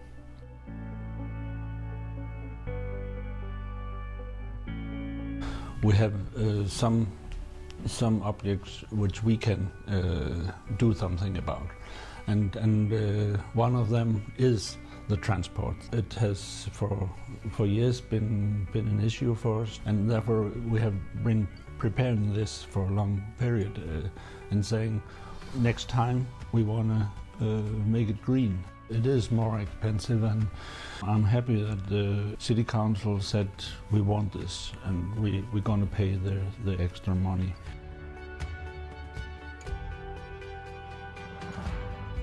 We have been working on this Project Zero for 11 years now, and through that period there has always been an agreement, and therefore every time when we need to invest money, we do it.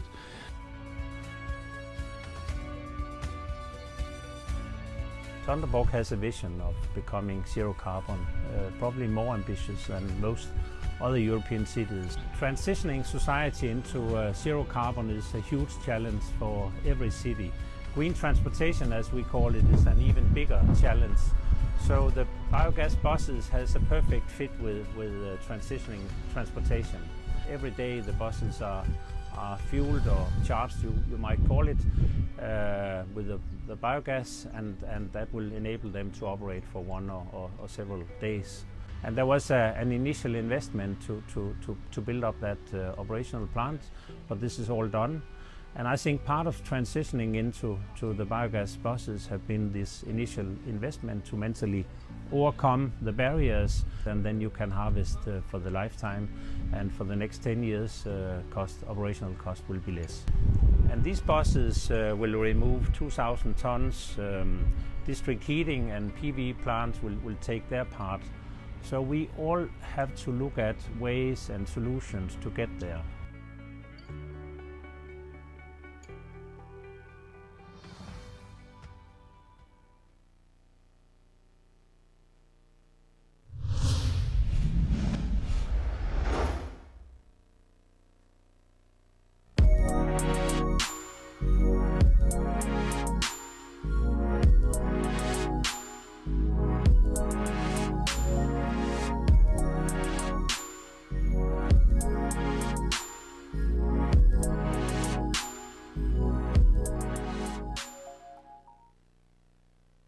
Even the city of Tampere is not the biggest city in the world. It's a middle-sized city in Europe. We do have some challenges in our transport system. For example, the city of Tampere is located between two big lakes, and that gives us some challenges in order to provide a smooth traffic system.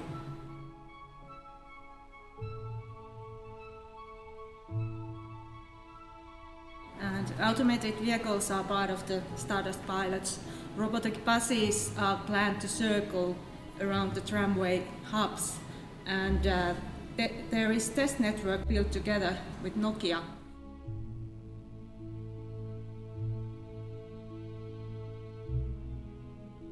We are boosting up the e-mobility in Tampere. We are currently monitoring and following the operability of the e-buses, and data gets collected even in real time.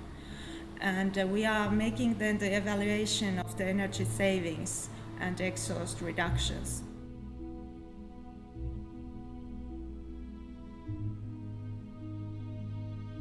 Then we have already pilot areas where we have automated cars running even already here in the city. The backbone of the smart public transportation system will be, of course, the tramway, which will be ready by the year 2021. And the busiest points along the tramway will be the smart hubs that will have the last mile, first mile system with robotic buses. There will be smart stops, smart tram stops, with physical and digital services that make smooth everyday life for the citizens.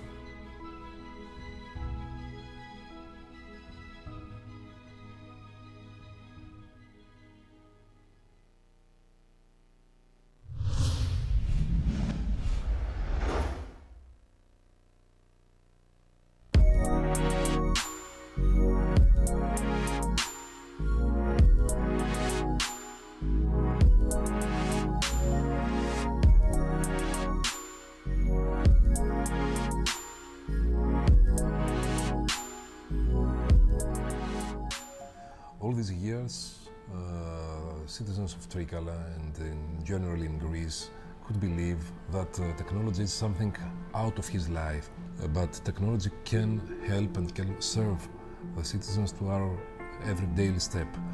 So yes, the first, let's say, goal is to bring technology in real life. But the biggest, the global idea is to not to live through technology, but to use technology just to live safer, more calm, to live better, in a better way.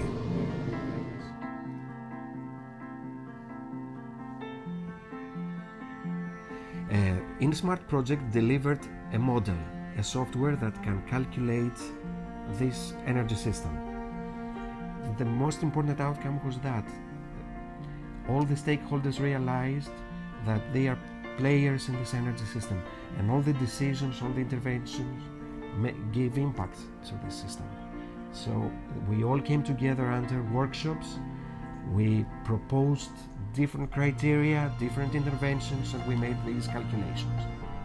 We also launched some pilots to test if the evidence that InSmart gave us complies with reality. For instance, according to the estimations of the project, if we would upgrade to LED, the public lighting system, we would go to savings of approximately 60-something%. When we installed the smart lighting system with LED, we realized that the savings are higher, actually more than 75% savings.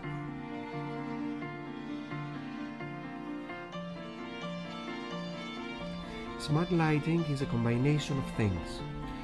First of all, it changes the lights to more energy efficient with LED, and it is accompanied with sensors that make calculations and changes the behavior of lighting. A mobile application can be used by the drivers and locates and even navigate to the parking slot. You can also pay it online, and when a parking slot is occupied, the municipal police is also informed, so it can go directly to violations. It can also measure things and respond to effects.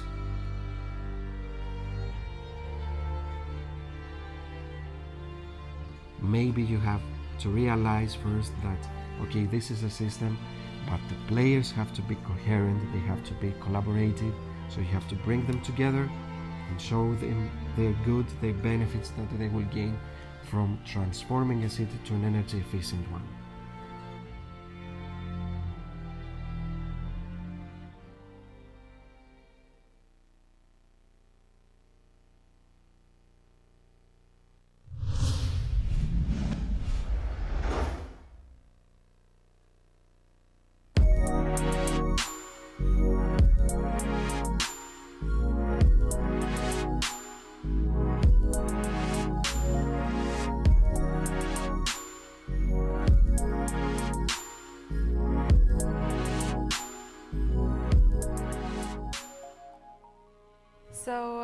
We focused on the construction processes going on in Seestadt Aspern. This is our demo site in Vienna, and it is a whole new city quarter being built in the city of Vienna.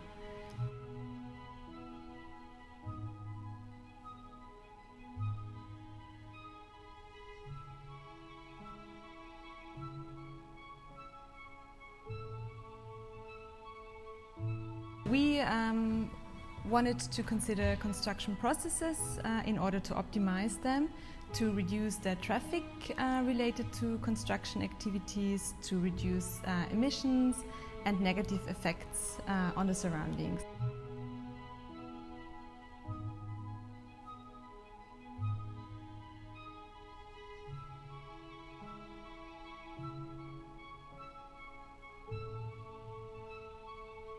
The number of trucks going in and out of the area was regulated, and so this data was recorded, and we could use this data, analyze this data in order to know the relationship between truck movements and construction phases going on. We measured the savings in terms of traffic that is produced by the construction activities going on. And this traffic is related on the one hand side to traffic cost, which is interesting for the companies, but it is also related to the noise that is, of course, comes along with the traffic by the trucks, and also CO2 emissions, if you like.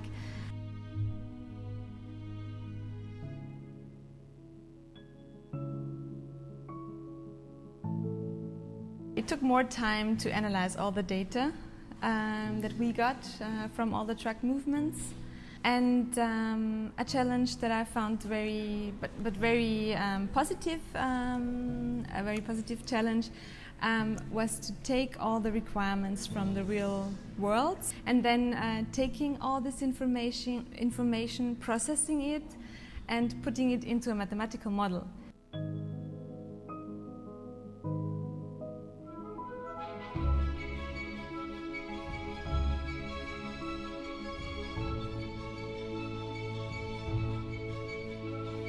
It is definitely transferable to other cities, and in general we had a very close cooperation with the other partner cities involved in the civic project. So Brussels, Stockholm, Gothenburg, Amsterdam and Vienna.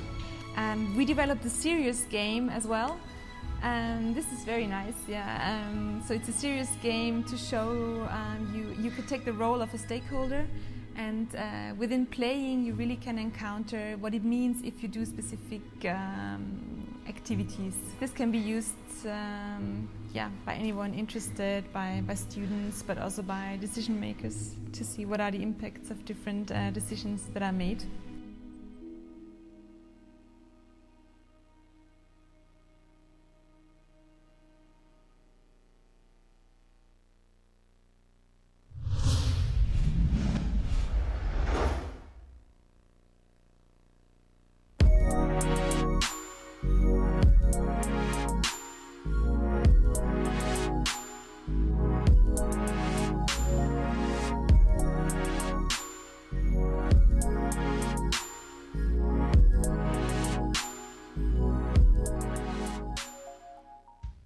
We came up with the idea to conduct an experiment in which we tried to get commuters that would usually take their car to commute to Vienna multiple times a week to switch to alternative sustainable transport modes.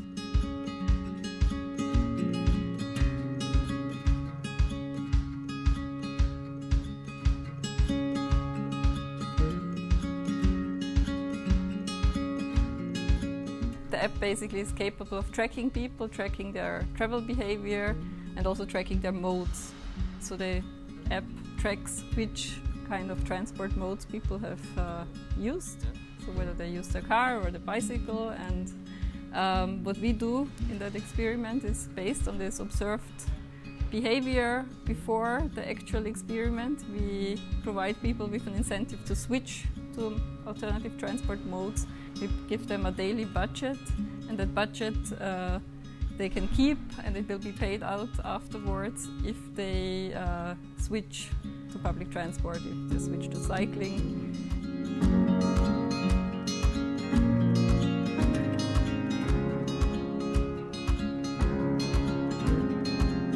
I think on the one hand there were quite a lot of challenges from the, let's say, technological side, that one always expects these apps to perform perfectly well and measure everything perfectly well. That's usually not the case.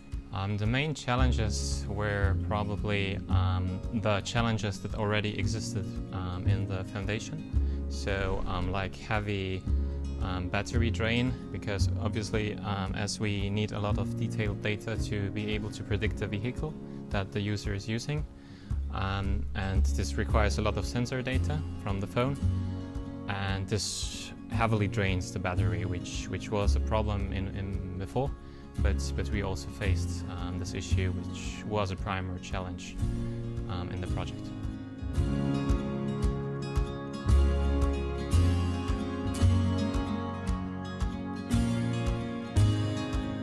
Yeah, in general, I think one big learning effect was also how parking is such a sensitive topic to many, on the one hand, citizens, but also to many stakeholders on the policy side and on the side of, parking garage owners, and there are a lot of interests that come together there, and it's a very retail.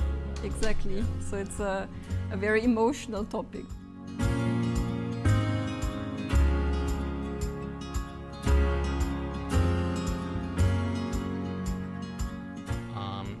Do your first tests as soon as possible. Saves you a lot of headache in the end when you try to analyze the data. Oh, I'm missing this chunk of data. I wasn't aware that this is not going to be part of this. So I think it's really crucial to check first, very early, if the data is present that is required to do the actual analysis. Try to keep the concept as simple as possible, not relying on long explanations for the user, so he doesn't feel tricked or doesn't know what's going on.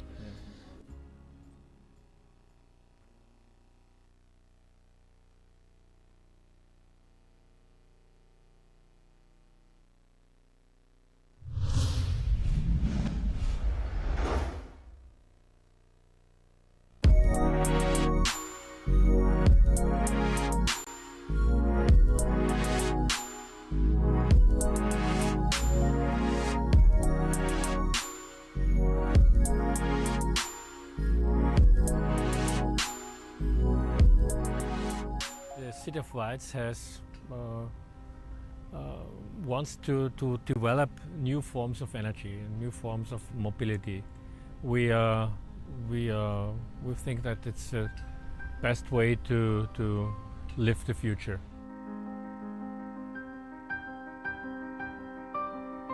We're a small town. We don't have so much money.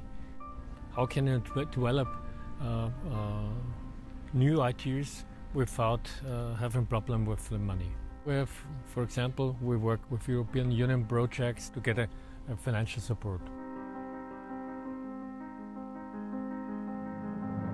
So in this end, we focus on energy, and then what is done in the Netherlands in field of energy, what is done in Norway, and what can we learn from that? So this end is the opportunity to use international knowledge, international experience, and use it for their own purpose.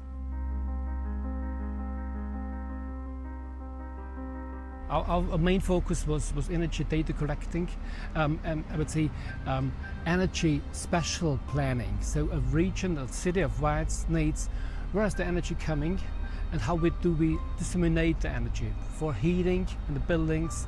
We're using electricity, and you're also using it for energy for mobility. Together with the train, the railway station, we want to establish mobility hubs, what we call, so that the people have the possibility that they change from one mobility offer to another. So they leave the train, then they can take the bike, or they can share e-car system and so on.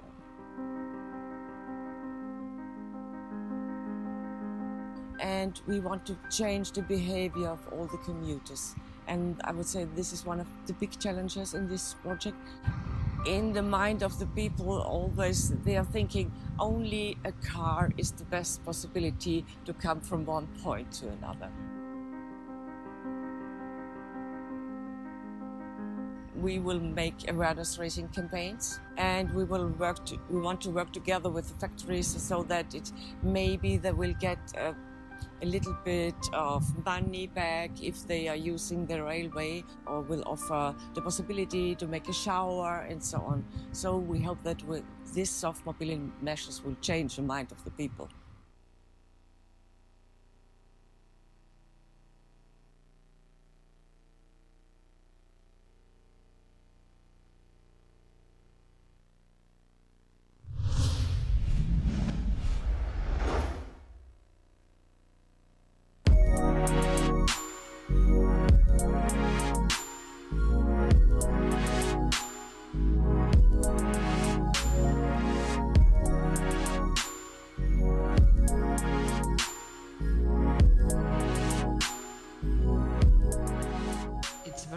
To say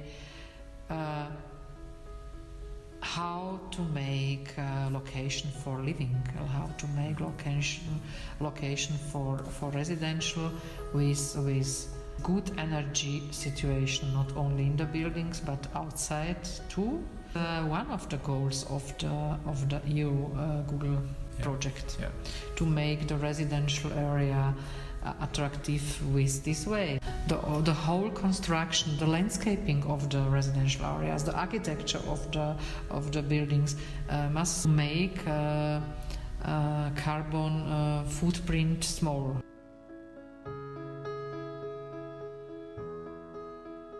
I am proud that it was possible to show that it's functionally, technically, economically feasible. I am very proud on that we received also the award as best renovated apartment house.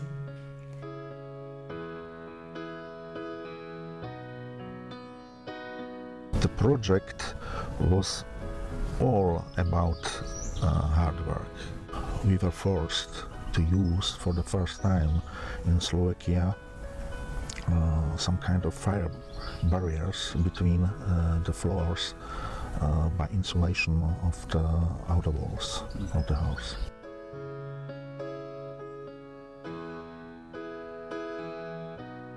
The biggest challenge was the disconnection from the district heating.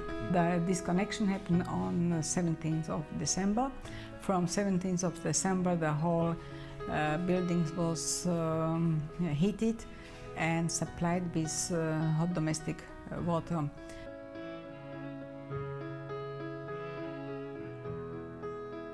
Before the deep renovation, we paid per year about 36,000 euros for heating, and now it is from 12,000 to 14,000. Yeah.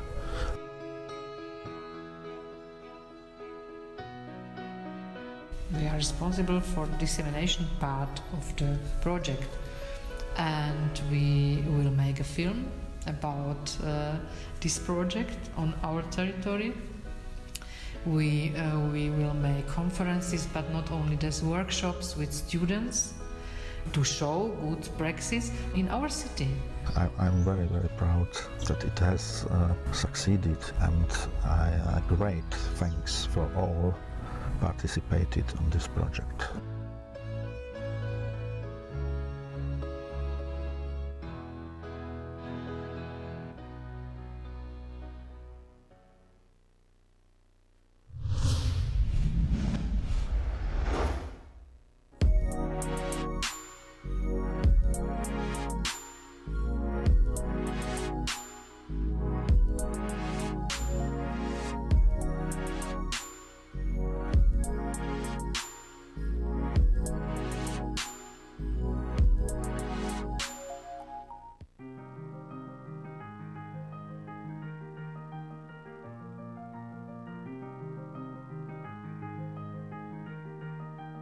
This site has been selected as a demonstration site for the Horizon 2020 European Union financed research project.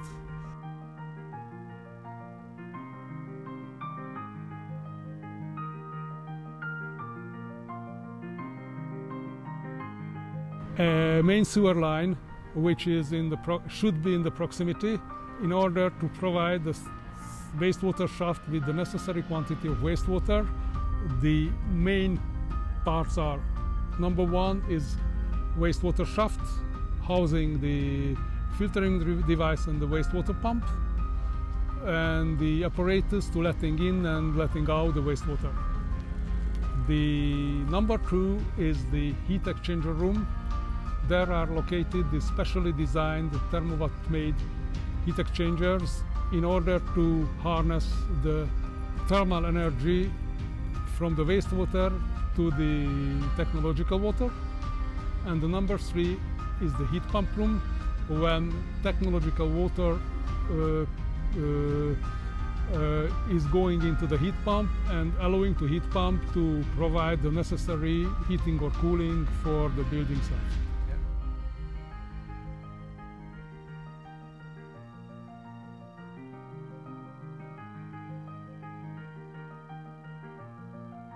This is an operable, reliable system providing the sufficient economical advantage with cheaper heating and cooling. In heating we can provide maybe 20% cheaper energy, and in cooling the economy could be even 30 to 35%.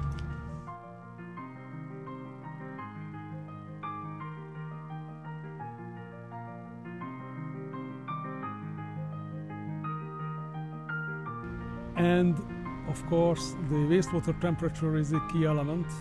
So if the wastewater is too cold in winter or the wastewater is too hot in summer, the result will not be so brilliant. There should be a geographical opportunity to have a large enough wastewater main collector line and a big energy consuming building close enough to think about to realize our system. The better building is consuming almost continuously. For example, a hospital work 24 or 7 days continuously, so it is very useful to our return on investment because big quantity of energy is used.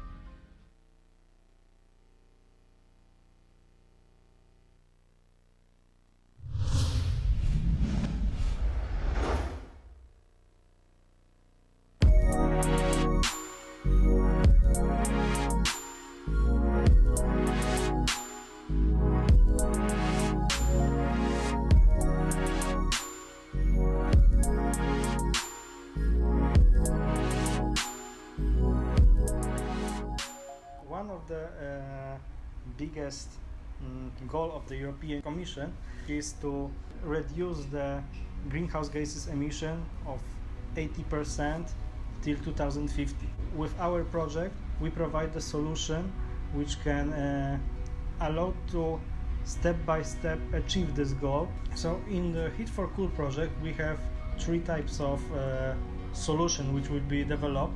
One is the air source heat pump, which is supported by photovoltaic installations which provide the electricity for the heat pump. And the second solution is the gas adsorption heat pump, which will be supported by solar collectors. We simply do not replace the existing installations, but provide some integration with renewable energy sources. One of the biggest projects in innovation is a self-correcting intelligent building energy management system, which is a system to control and monitor this integration.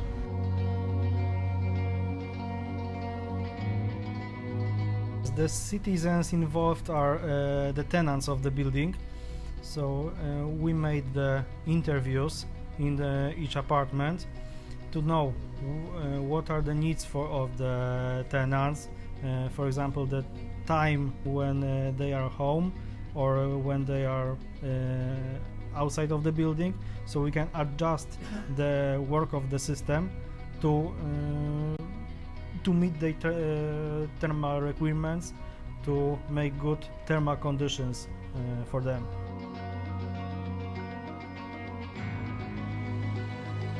It's hard to tell people that the work of the machine can meet your, for example, thermal requirements for the apartment. We can achieve better economic impact of our project because we can, in the year, we can store some of overproduct electricity in the local grid and then use it when it is needed.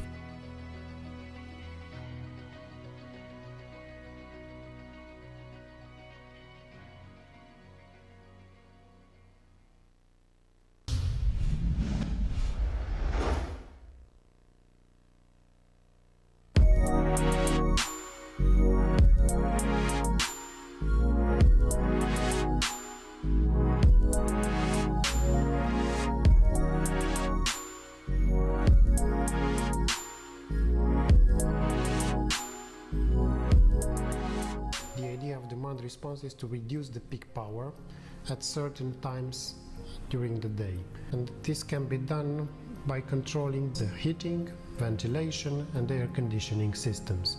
Along with the lighting, the main issue is related to people. They did not know what to expect, so we had to inform them.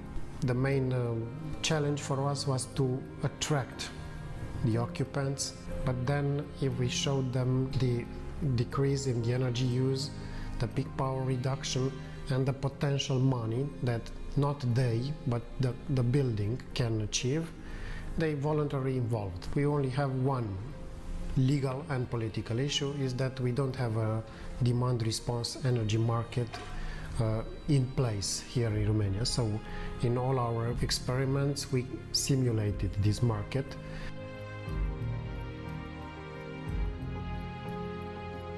We receive signals to perform demand response events from the energy market, which is simulated. We receive the signals from the UK partner. He decides when to trigger a demand response event, but he decides looking at the Romanian load curve, energy use, and at the temperature here.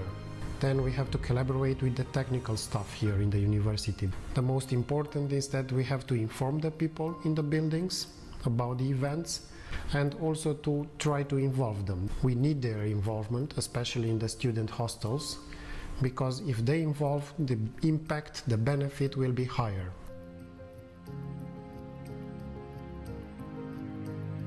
So the idea is that we intend to replicate the project also for the public buildings belonging to the city municipalities here. Then, of course, we intend that the outcome of this project to be a business model, if the energy market for the demand response will be legalized, that can be replicated in the whole country.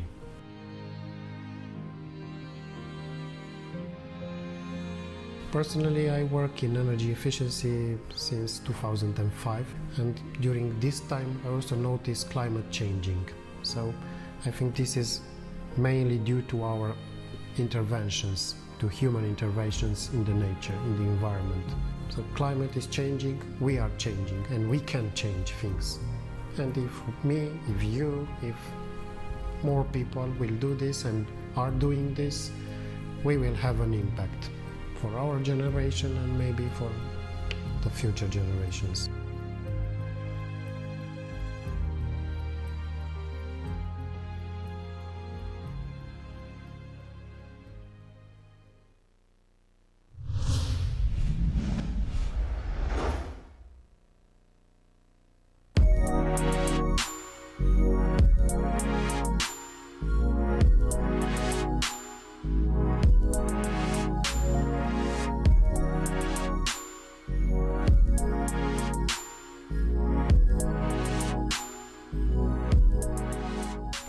town was founded in 1275. Nowadays it have a lot of old Soviet-built buildings without any insulation, without very good automatics, without ventilation systems. So our idea was to renovate our buildings to minimize energy consumption.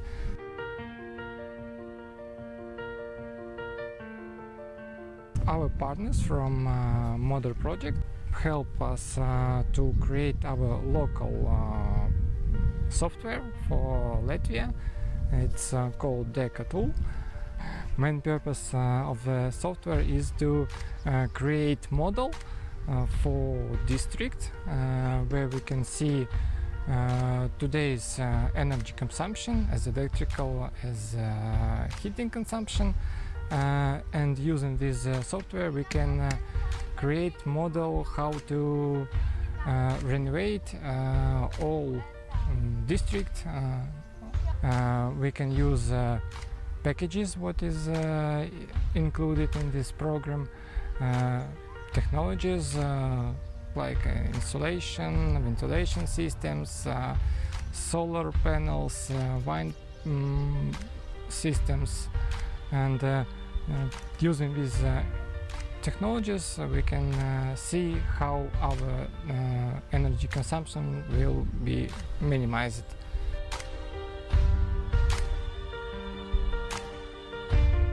We have a very modern heating system here. Every flat have heating radiators with regulators, so you can regulate your temperature from minimal to maximal as you wish. It is one of the energy efficient building in the Daugavpils. So our idea in Model is to make all buildings in Daugavpils district as this one.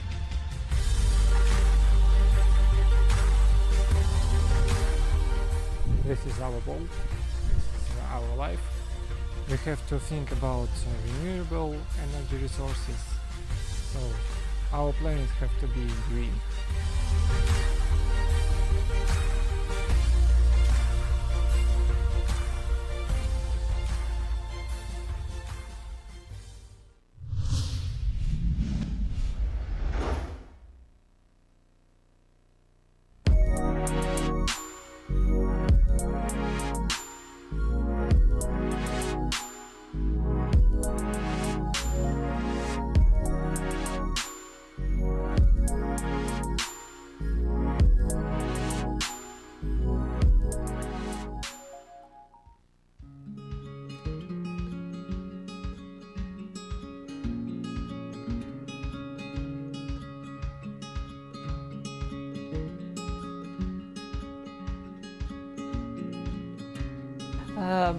Mä koen ainakin itse niin kuin sähköauton käyttämisen paljon helpommaksi kuin bensakäyttöisen tai dieselkäyttöisen auton.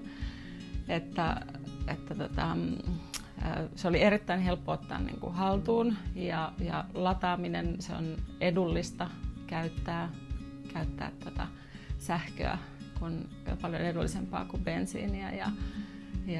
Et meidän tarpeisiin se oli niin kuin todella semmoinen loistava vaihtoehto ja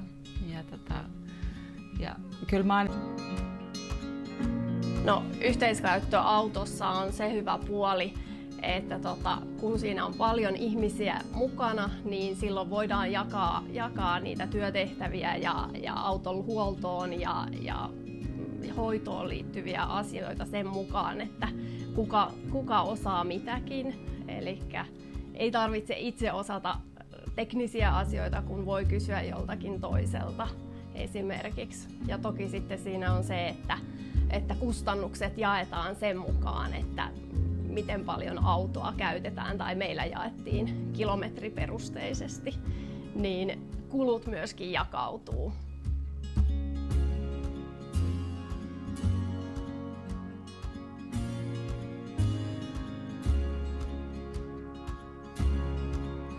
Kaikista varmasti semmoinen paras oppi oli siitä, että oppi tietenkin kaikki naapurinsa tuntemaan hyvin ja sai heistä uusia ystäviä, mutta toisaalta se, että oppi myöskin sen, että kuinka pystytään asioita jakamaan ja sopimaan ja toisaalta ollaan myöskin sitten opittu, että voidaan jakaa muitakin asioita tässä taloyhtiön ihmisten kesken ja ollaan pystytty laajentamaan sitä näkökulmaa, että se ei ole pelkästään se auto, mitä jaetaan, vaan voidaan sitten tarjota muille naapureille lainaksi myöskin kaikkea muuta. Esimerkiksi lehtiä kierrätetään tai jos kasvimaalta jää ylimääräistä, niin voidaan tarjota naapureille tai pyytää apua erinäköisissä asioissa. Et se ei ole pelkästään jäänyt se yhteisöllisyys siihen yhteisen auton käyttöön. Ja kyllä varmasti tässä niin kun ollaan keskusteltu siitä, että olisiko tämä yhteiskäyttöautomalli sopiva meille sitten semmoisille talouksilla, joilla sitä omaa autoa ei ole.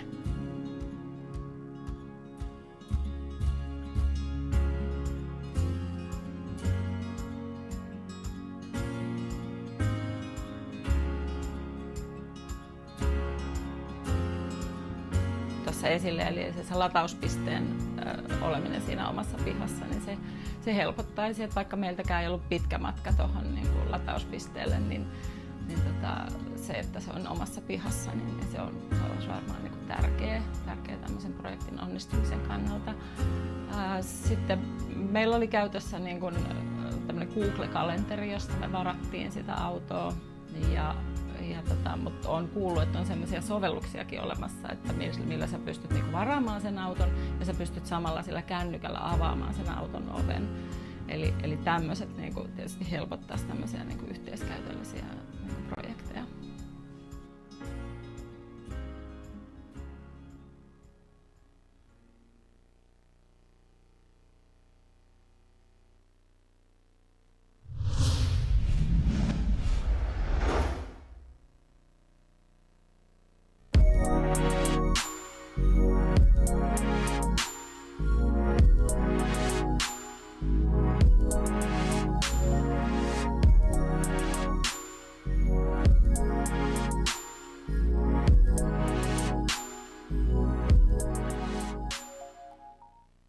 Was it stressful? Yes. Was it tiring? Sometimes yes. But were we thrilled throughout the project? Yes, we were.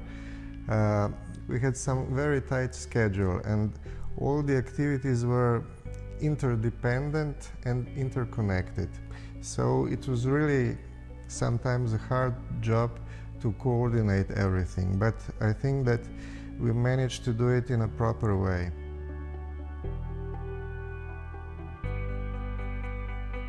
All these systems, the main goal was on the beginning of the project was how to design the building which will have user-friendly interfaces to be easy to handle all these devices for ordinary people. Through the exchange of ideas and own views, I think we always managed to find the right path towards the final goal. Without this, I think we would have come, let's say, to halfway, not to the point where we are at the moment, in a house, in a residential building that is functioning as it was planned to function.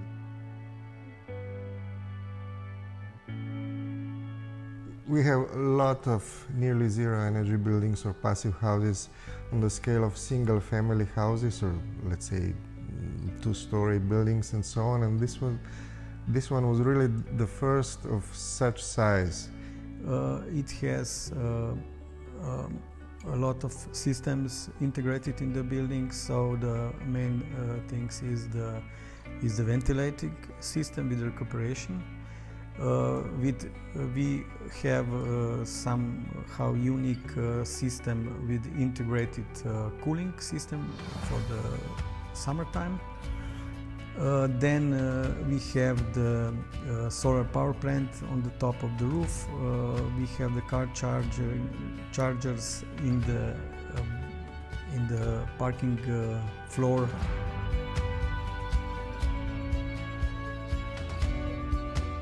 good energy and environmental standard with excellent living, thermal, visual, indoor air quality conditions. That should be the goal, really.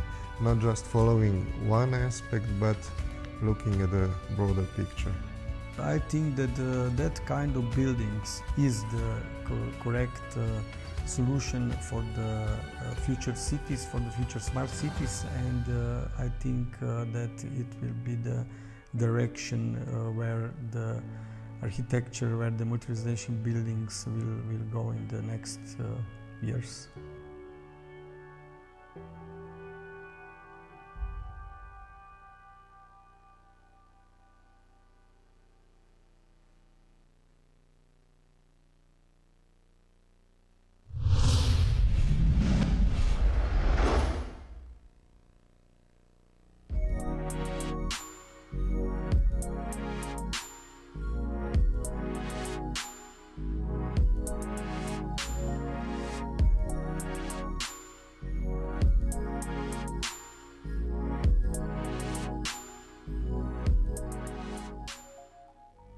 Many people say, yeah, it doesn't matter what you're doing in Somelar, it's such a small part, but I really think we have everyone have to do something, and yeah, as I said, I don't want to leave this world without having done something.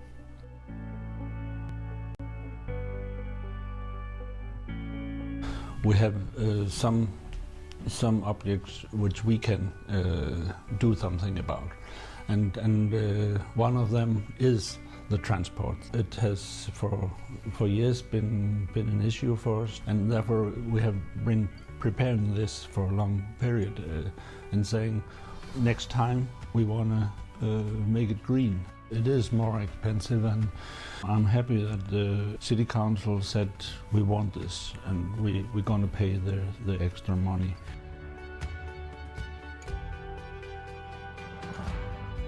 We have been working on this Project Zero for 11 years now, and through that period there has always been an agreement, and therefore every time when we need to invest money, we do it.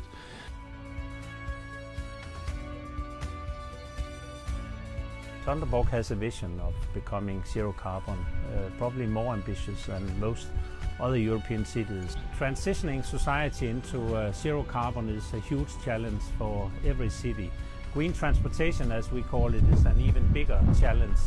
So the biogas buses has a perfect fit with transitioning transportation.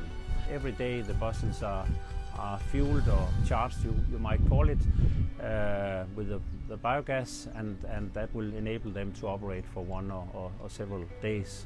And there was an initial investment to build up that operational plant, but this is all done.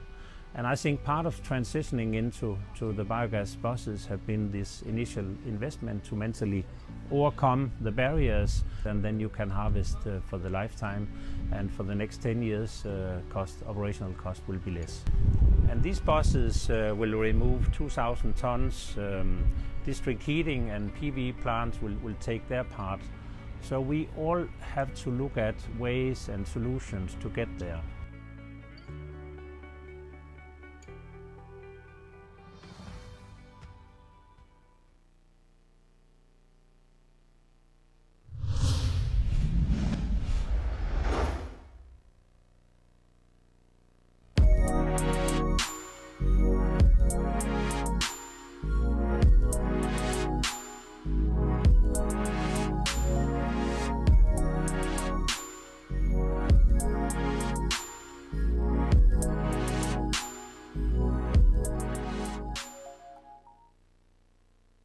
Even the city of Tampere is not the biggest city in the world. It's a middle-sized city in Europe. We do have some challenges in our transport system. For example, city of Tampere is located between two big lakes, and that gives us some challenges in order to provide a smooth traffic system.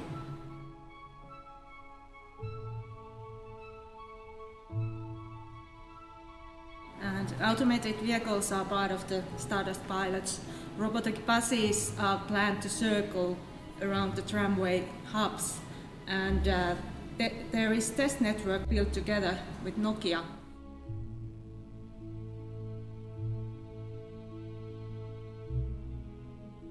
We are boosting up the e-mobility in Tampere. We are currently monitoring and following the operability of the e-buses, and data gets collected even in real time. And we are making then the evaluation of the energy savings and exhaust reductions.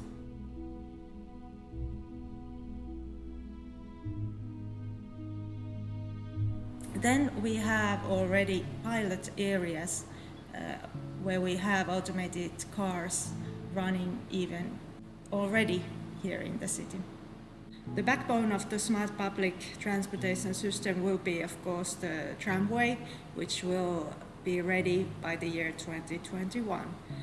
And the busiest points along the tramway will be the smart hubs that will have the last mile, first mile system with robotic buses. There will be smart stops, smart tram stops with physical and digital services that make smooth everyday life for the citizens.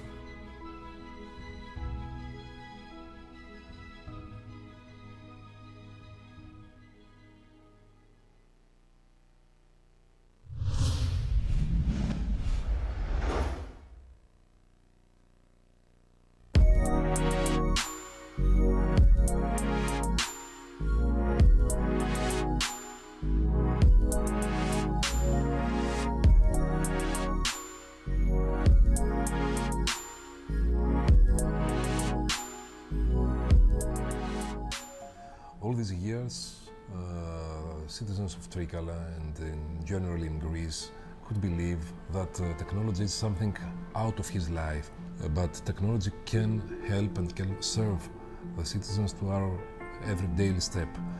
So yes, the first, let's say, goal is to bring technology in real life. But the biggest, the global idea is to not to live through technology, but to use technology just to live safer, more calm, to live better, in a better way.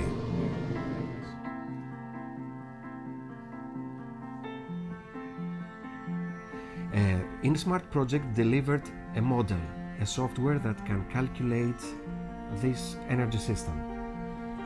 The most important outcome was that all the stakeholders realized that they are players in this energy system, and all the decisions, all the interventions give impact to this system. So we all came together under workshops, we proposed different criteria, different interventions, and we made these calculations.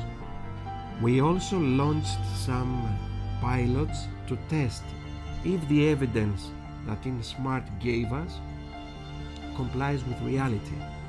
For instance, according to the estimations of the project, if we would upgrade to LED, the public lighting system, we would go to savings of approximately 60-something%. When we installed the smart lighting system with LED, we realized that the savings are higher, actually more than 75% savings.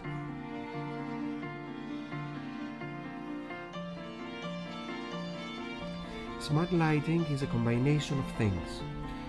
First of all, it changes the lights to more energy efficient with LED, and it is accompanied with sensors that make calculations and changes the behavior of lighting.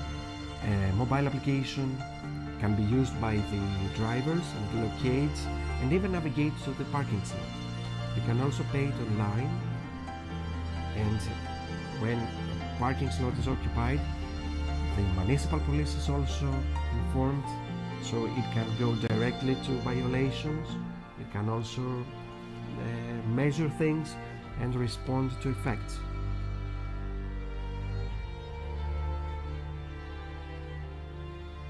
maybe you have to realize first that, okay, this is a system, but the players have to be coherent, they have to be collaborative, so you have to bring them together and show them their good, their benefits that they will gain from transforming a city to an energy efficient one.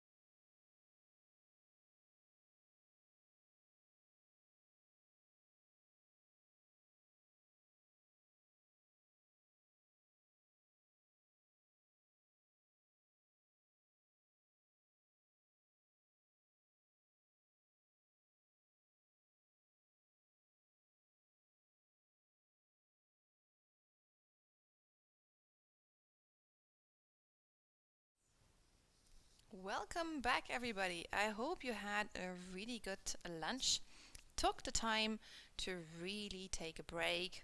Of course, maybe also checked your emails, made some calls, but generally took the time to refresh yourself, because we have a really exciting afternoon planned for you in the upcoming sessions.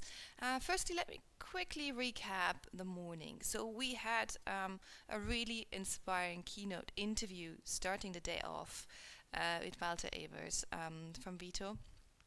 They were discussing together with my colleague Martin on the great achievements of SCIS in the light of policy developments, but also the importance of the urban context in bringing development forward.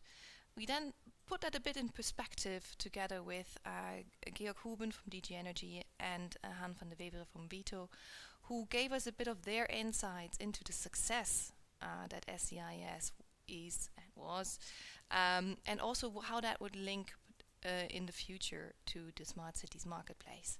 We also heard from them that there are of course some challenges, but there are many things that SCIS can be proud of. We heard from Valerie Barr about the history of SCIS and how the whole process from previous projects fed into the SCIS, and the many initiatives that have come out of it and the many projects that have been implemented. We also heard some stories from a couple of cities and the importance of the storytelling format to bring the experience closer to the people that might be interested in replicating these technologies and these stories. And we heard from different cities how they've done that storytelling, what the video making was like, what was important to include in those videos. But of course we also discussed a couple of times the links to policy and the importance that the Smart Cities on the one hand has for policy, but also of course policy has for the Smart Cities initiative. So that was already quite a lot of things that we've discussed in the morning, and I hope you agree with me that it has been really interesting discussions, quite some new insights, and a lot of new knowledge that was already created. But of course we're not stopping here. We still have a full afternoon ahead of us. We have a full day tomorrow as well, but this afternoon it's going to be again looking at another aspects of those smart city projects and how we could transition from the current SCIS to the Smart Cities marketplace. We'll have a conversation about that in just a minute, and we will also talk this afternoon about bridging the financing gap and what are the financing mechanisms and the EU funding mechanisms that are available. These will be later on handled first of all in the plenary session and then in some breakout sessions, which we'll give you some guidance on later as well. Now it would be my honor to welcome Eelco Kruizinga, who is the principal consultant of DG VNL. Eelco, I hope you're already with us. Hello, Eelco. I can Hi see there. you. Yes, I can hear you. Perfect. All well here. Yes. You're good? I'm doing well. I'm doing well. So indeed, I'm here to explain a little bit more about the transition from SCIS to the marketplace. And actually, I'm videoing in from the lovely town of Deventer, which is in the Netherlands. Yes, and I can actually agree. It's quite a nice city. Absolutely. I'm not sure how much you joined us this morning, but of course there have been participants that joined us this morning and they are joining us now again. But there might be also some newcomers. So I would love you to shortly just underline what were the missions of SCIS. Yes, so thank you, Katarina. So indeed, SCIS, I think it's important it's an acronym that stands for Smart Cities Information System. And I think that says basically all. So the word information is, I think, very important here. So this morning we heard about, a lot about storytelling. So that's one element of the information that is being captured through the SCIS information system. So lots of stories, qualitative information, first-hand experiences, lessons learned. Those have been captured for many years now in the Smart Cities information system. So that's one side. So to fulfill the mission to capture the lessons learned and the experience from projects as they have been undertaken across Europe. So the qualitative information is captured in stories and lessons. So that's one element of the mission. And the second element of the mission is also to to track progress in smart cities projects funded by the Commission in terms of their quantitative output, so the KPIs that they have been able to achieve over the years through their interventions in these various locations across Europe using various types of technology. So that's another element of the mission. So bringing together qualitative and quantitative information around smart cities project in a number of domains, if you like, technology domains. So in the energy field, for instance, in the mobility field, and in the ICT field. So that has been the mission thus far. Maybe it was a bit, what I maybe need to explain a little bit more is that the SCIS system also contains a thing that's called a self-reporting tool. And that has been live for a couple of years as well, where monitoring specialists of smart city projects submit their data on progress. And what we do in the SCIS system is to churn that data and bring them together into a number of data visualizations, which are also available through the SCIS website. So if anybody's interested in, let's say, the more quantitative side of smart city projects, I would invite them to go there. So two parts of the mission: bringing together qualitative and quantitative information around smart city projects as funded through the Commission. And how will that great work transition into the smart cities marketplace then? Because you have so much wealth of information. Nothing will be lost here, Katharina. That's the good news, I think. So actually, one of my hats I'm wearing is to migrate all of the data that sits in the SCIS database, both the qualitative information as well as the quantitative information, as well as the tool to capture further quantitative information, to bring that into an EC domain server. So we're now actually in another conversation that I'm having as part of this, aside of this conference, is to migrate that data and bring it live to a new website. So nothing lost here. We will continue the work around the capturing of monitoring data from projects, at least for the next 2 years. So I think that's good news. So you will have up-to-date information in the marketplace as continued from the SCIS platform. Yeah. And will there be additional elements then once you've migrated the basics? Yes. So indeed, the marketplace is more than an information system. Maybe if we can have a look at the I've got one slide that I could share. If somebody could put that up. Yeah. So this is let's call it a big picture of the smart cities marketplace. And I think for those new to the marketplace, I think there's 3 words that people should remember. They're actually in the middle of this diagram. So it's explore, shape, deal. So what we're trying to do with the marketplace is to literally create a marketplace for smart cities and smart city projects within those cities. So bringing together, first of all, best practice, so that stakeholders across Europe can explore that best practice. So that's really the SCIS element. That's the information system. The information system is there to explore quantitative and qualitative information. So that's one element of the marketplace. That's basically the new, let's call it the new jacket or the new costume of SCIS within the marketplace context.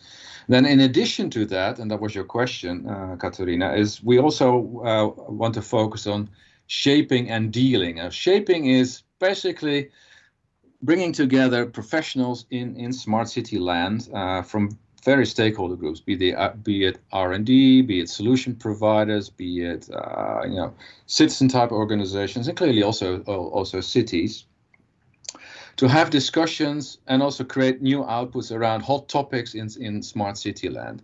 So one hot topic could be, let's say, urban aerial mobility, for instance. That's a high-tech area, for instance. At the moment, we sit around on sort of 20 sub-communities that help shape the future of smart cities and smart city solutions. And those groups are not closed. I think it's very important for the audience to understand those are not closed groups. You can sign up and try to join any of these groups. I can share some further information how to do that. So if you're interested, you can join that community. It's already several thousand people's big or large at the moment. So that's an addition to SCIS, a community of professionals working on hot topics. And then thirdly, what we also have is, and I think that's quite interesting, is also to help those who have undertaken a smart city project or are looking to continue or scale up their project, we have a facility called a matchmaking facility that will bring you in contact with an investor network. So a network of private investment companies who are interested in funding smart city projects and smart city ventures, if you like. So the process there is really a process of matchmaking. So you can submit your project idea to us, and then we will review it, assess the maturity level of that project, and then try to identify how how your project fits the requirements of any of our investors in that network. So access to private finance is the third element of the marketplace. So in addition to this SCIS database, we add a community and we add a matchmaking facility to bring you closer to private finance. Thank you, Eelco. That's, I think, already giving quite a lot of valuable information to anybody that's new to SCIS, although it's ending, but still new, but also what they can expect in the marketplace. Maybe to make it even simpler, would you be able to describe or sell the smart city marketplace in one sentence? Oh well, it's if it would be one sentence, is the smart cities marketplace is the one-stop shop for anybody who has a stake in a smart city project in Europe. Wow, very good. So whenever you're interested, and this wasn't rehearsed. That just comes top of mind. Yeah. Very good. No, but that means so anybody that is interested in the subject should go there first, find all of the information, find the community, and find possibly the deals that accompany that. Wonderful. And could you, maybe as one of the last questions, could you give me 3 arguments why the interested participants joining today, but also, of course, later on in the process, should visit the Smart Cities Marketplace?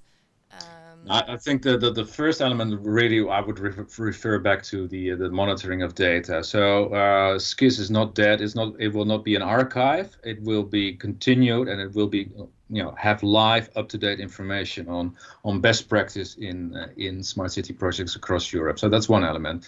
So continued tracking of smart city data and KPIs in smart city projects. So up-to-date information. That's one. Secondly, I think it's around connections. Definitely around in COVID days where it's hard to meet up with people. You can have access to a community of like-minded people, but not only like-minded people, or also people that have are complementary to your own skills and your ambitions. So you can build projects together, through the use of the community we provide through the marketplace. So the community element. So that's the second argument, I would say. And then thirdly, it's simple terms, is money. It's and not let's say subsidies or EC money, but it's actually money from private investors. So that should be, I think, a selling argument to many in the audience.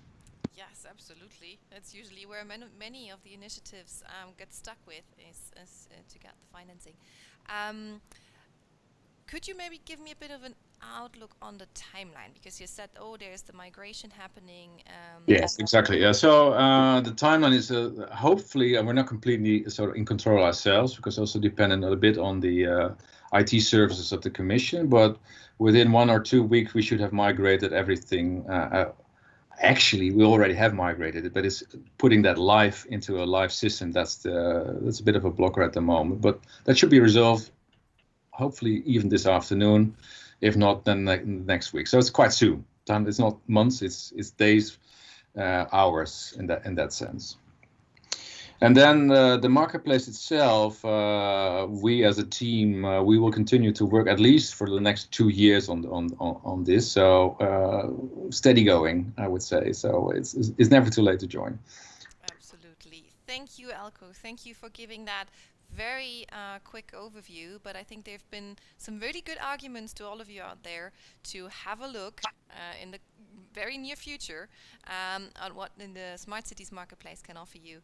And there Eelco has provided 3 incredibly strong arguments of information, the community, and money. So I think there is plenty of good reasons for you to join and have a look. Thank you, Eelco. At this point, it's been a pleasure.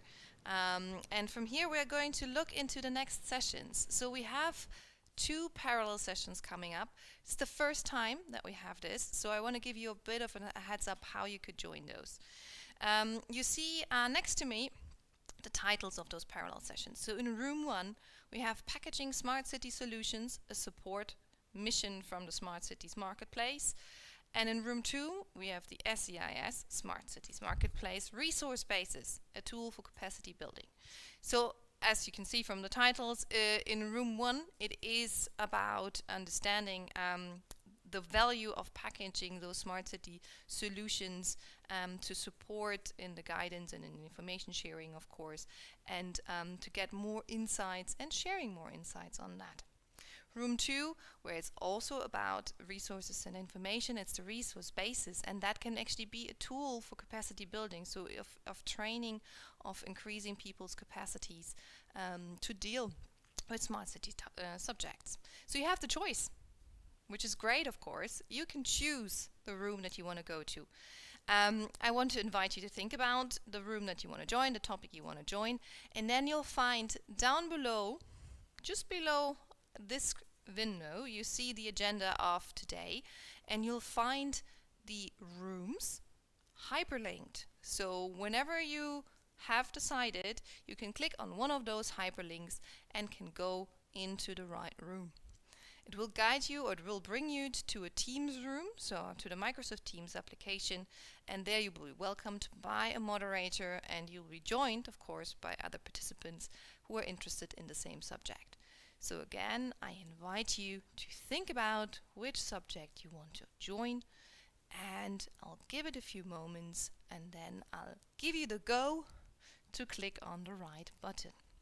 So for all of those that have not decided where they want to go, there are 2 options. Room number 1, which is about packaging smart city solutions, and there's going to be an interactive discussion on how to do that. And room 2 is about the smart city or Smart City Marketplace or SCIS resource bases and how that can help capacity building.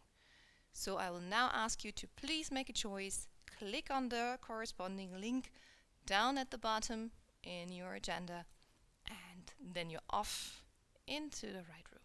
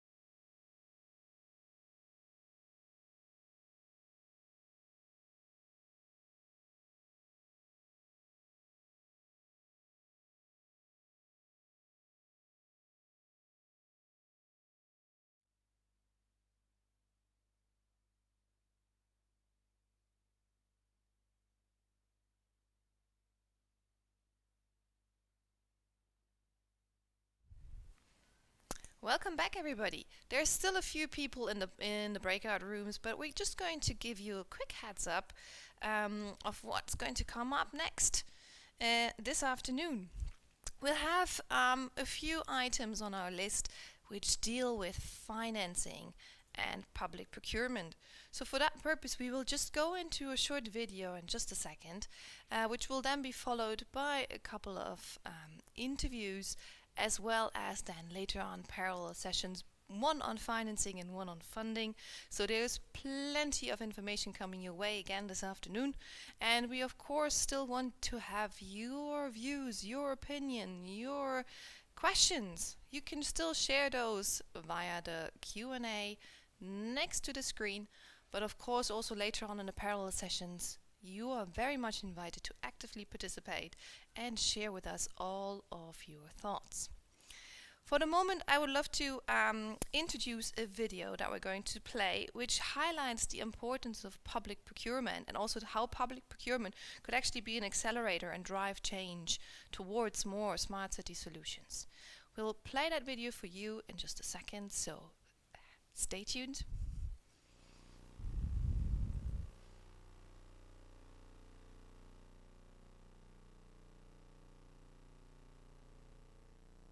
Hi, my name is Simon Clement, and I'm a coordinator for ICLEI's European Secretariat, and was work package leader on replication in the Smart City project Grow Smarter. As you might know, ICLEI is a global network of over 1,750 local authorities committed to work hand in hand to find local solutions to the triple environmental, social, and economic crises of our times. Our vision and our goal is to help cities, communities, and businesses around the world transition to more sustainable and just economic models. Local leadership and smart new ways to solve challenges are essential to achieve this transition. And at ICLEI, we support the Smart Cities Marketplace because we strongly believe that the clever use of advanced technologies, supported by citizens' initiatives, and the circular management of resources are key pillars to support this change. We also believe this vision can be supported through an intelligent approach to public procurement, and smart cities can greatly benefit from cooperation on procurement. In the European Union, public procurement accounts for over 14% of the GDP of all member states. By leveraging this significant spending power, public authorities have a truly unique opportunity to drive change across EU markets. When they procure innovative, sustainable, and smart solutions to address local challenges, public bodies do not only improve the quality of the services they provide to the people, they also lead by example by helping to mainstream new technologies. At ICLEI, we are strongly committed to helping a maximum number of local authorities develop the tools and knowledge to procure the technological innovations that are needed to support a sustainable future. Innovations that are being tested by a wide range of actors engaged in the European Smart Cities programme. Through our involvement in the Smart Cities Marketplace and other initiatives like the European Innovation Council and the Intelligent Cities Challenge, we have developed the experience, know-how, and network necessary to support local governments and public procurers on this very topic. If you're watching this video, there's a good chance you're already wondering how you can adapt your procurement processes to support a smart and sustainable economic transition in your area. So please get in touch. Submit your project through the Marketplace call for projects, and we will do our very best to get you started on your journey to procuring the innovations that will change your city sustainably and durably. I wish you a great rest of the conference and very much look forward to hearing from you. Thank you very much. So you've just got a little bit of a glimpse there on the importance of procurement, especially public procurement, in driving the change towards smart city solutions. And that is going to give me a perfect entry to our next session, short session, in which I have the honor to welcome Judith Borsboom, who's representing Locality from the Netherlands, as well as Annemie Wyckmans from the Norwegian University of Science and Technology in Trondheim. So a very international group we have there. Annemie, Judith, welcome to this session. And Judith, I would like to start with you. This session is about the action clusters. So could you please give me an introduction to the action clusters and what that is? Well, good afternoon, Annemie and Katarina.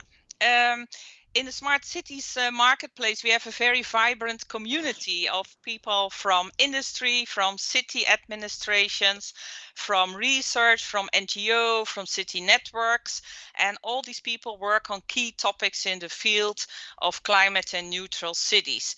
As you can see in the next slide, there are a lot of topics where people are working on, and we have a couple of action clusters that focus on the introduction of specific technologies, of specific solutions in cities. For example, low energy districts, clean mobility, ICT enabled infrastructures and processes.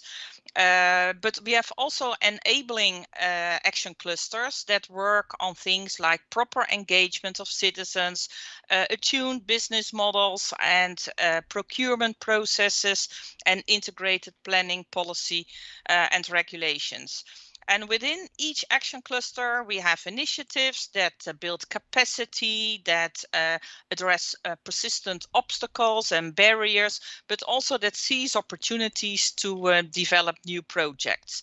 And as you can see in the next slide, sorry, I have a strange thing popping up here on my screen. As you can see in the next slide, we have a lot of different outcomes. For example, the Initiative on Urban Air Mobility has set up a network with more than 40 cities and regions to explore what is needed to properly enable urban air mobility, for example, for emergency projects. But it can also be the Geospatial Cities Initiative, which last week had a very interesting seminar online on the potential of Earth observation data for all the urban challenges, for example, how to determine the potential for solar power or how to monitor environmental quality and health issues. And lastly, in the integrated planning action cluster, we developed a recommended process, the so-called Smart City Guidance Package, which enables cities to take a holistic approach when they develop new smart city strategies and new smart city projects. So regarding the initiatives, we have a lot of them, 23 at the moment, and next year probably 24. And we are really very proud of all these people, the action cluster chairs and the initiative leads who all commit their time to the Smart Cities marketplace to advance the case of smart city solutions and to bring them further and to stimulate the uptake in cities with the aim of better quality of life and also, for example, better environmental quality and more sustainability and mitigation of climate change. So this is really good. We are really very proud of these people who commit their time and who are very enthusiastic and committed to work on this case. So if you want to find out more, tomorrow there's a possibility to meet and greet the action cluster leads and initiative leads. Not all of them, but all action clusters are represented. So that's very nice. You can go there and meet them during the conference. It's in the middle of the day. And also, if you want to find out more, you can go to the website of the Smart Cities Marketplace and you can register for a specific action cluster and or for a specific initiative and become a member. And then you will be updated and invited for all activities that are going on. I think that's basically it, what I wanted to share now. Thank you, Judith. Thank you for sharing that.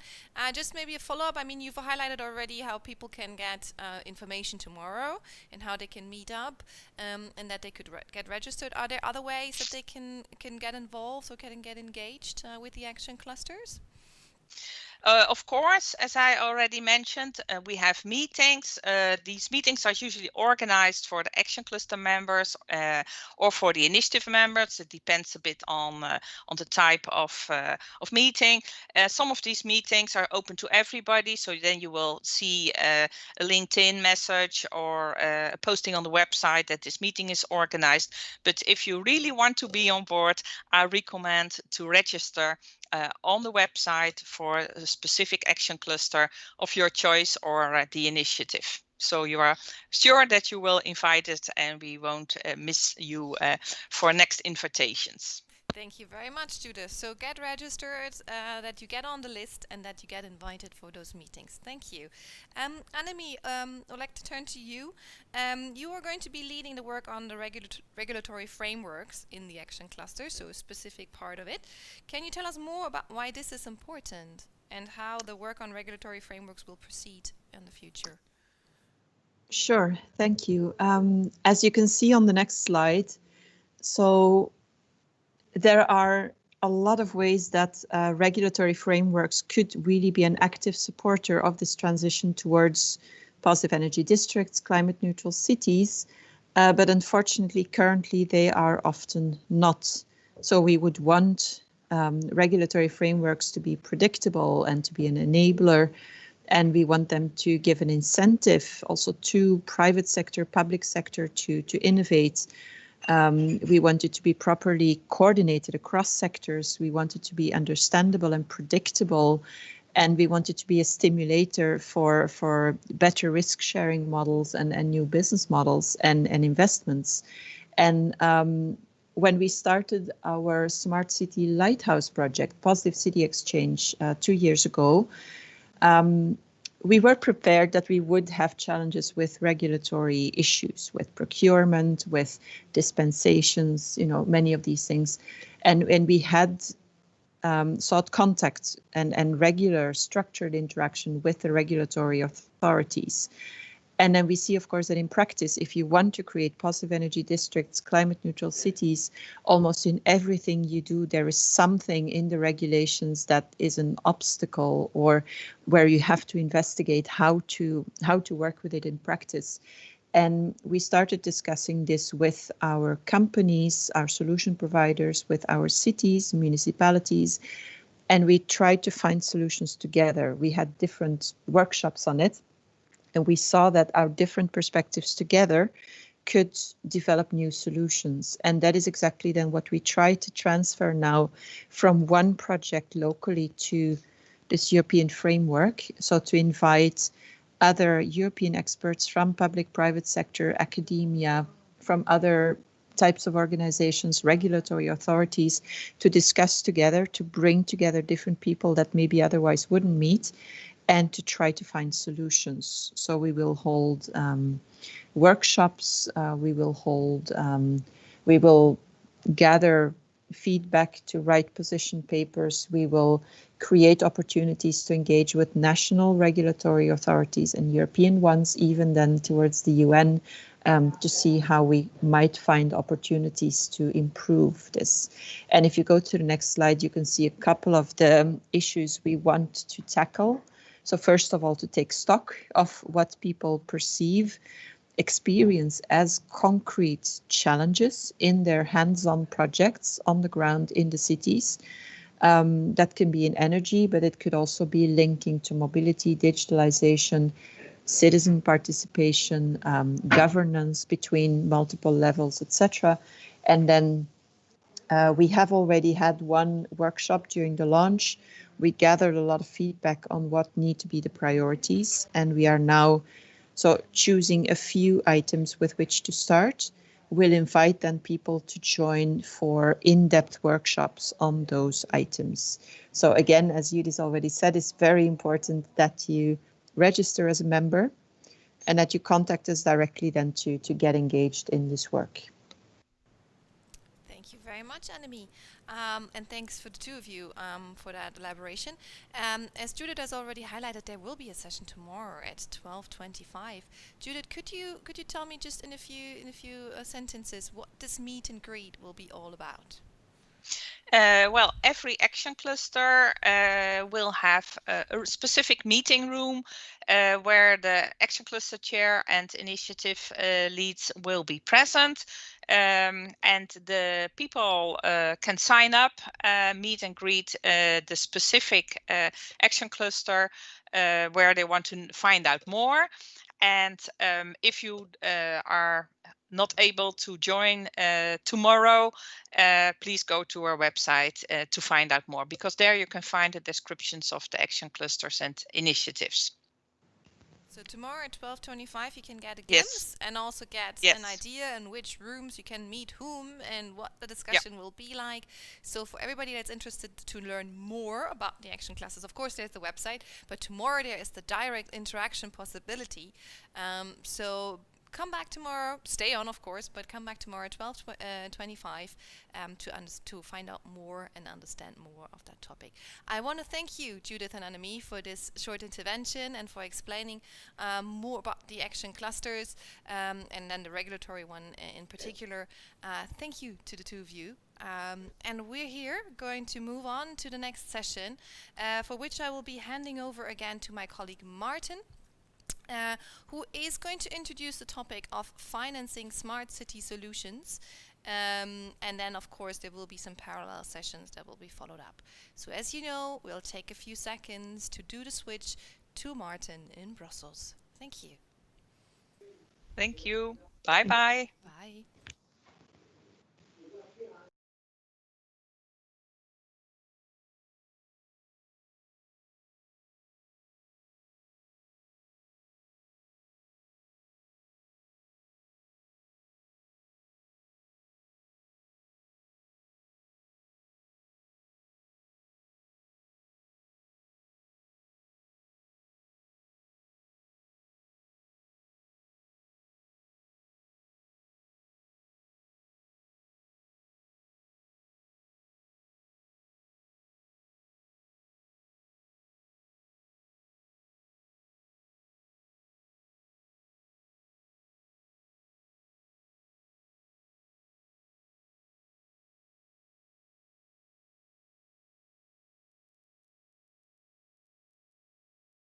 So I have, you know,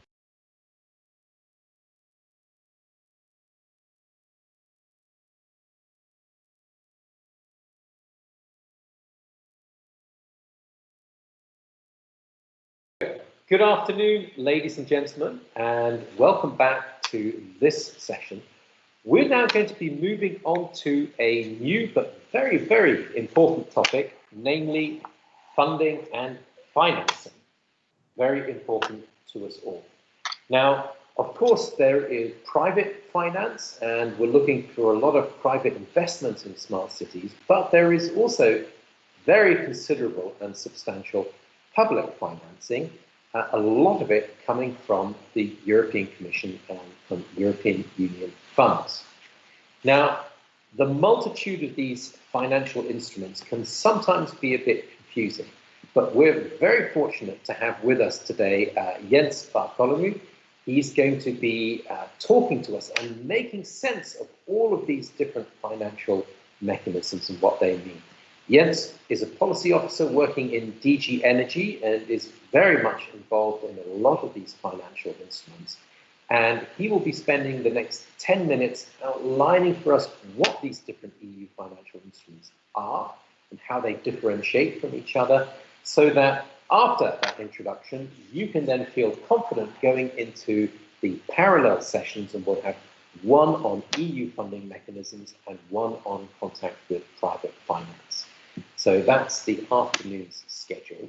And as I said, to kick us off and to make sense of these multitudes of EU generous financial mechanisms, Jens, I'm handing it over to you. Good afternoon and welcome. Thank you very much, Martin.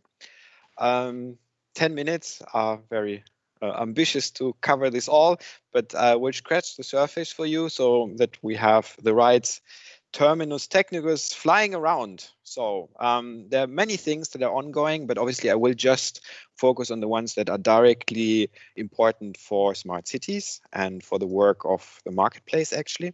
So one of the newest initiatives that just was adopted or published a little bit more than 2 weeks ago was the renovation wave. So renovation wave stems simply from the fact that lots of the building stock that we have right now will still be around in 50 years, and actually the energy efficiency of this building stock is in some cases not really convincing, to say the least. So we would need a very high rate of renovation per year. Currently, we are far away from the 3% that we would actually need to make this happen as fast as it's needed. So now with this renovation wave initiative, we are trying to boost this and actually reach and maybe surpass the 3% of renovation wave. What is this renovation wave actually doing? It's not just to tick boxes and maybe reach some aloof targets, but it is actually about creating new jobs, and these jobs should be green. So we're talking about more than 150,000 jobs alone for that would be added, and that would be green, because we will see also later with all the instruments for the recovery, one of the things is important. We're not just talking recovery for the sake of recovery, but we want to have we have a historical chance to use this recovery to go in the right direction and make it a green recovery.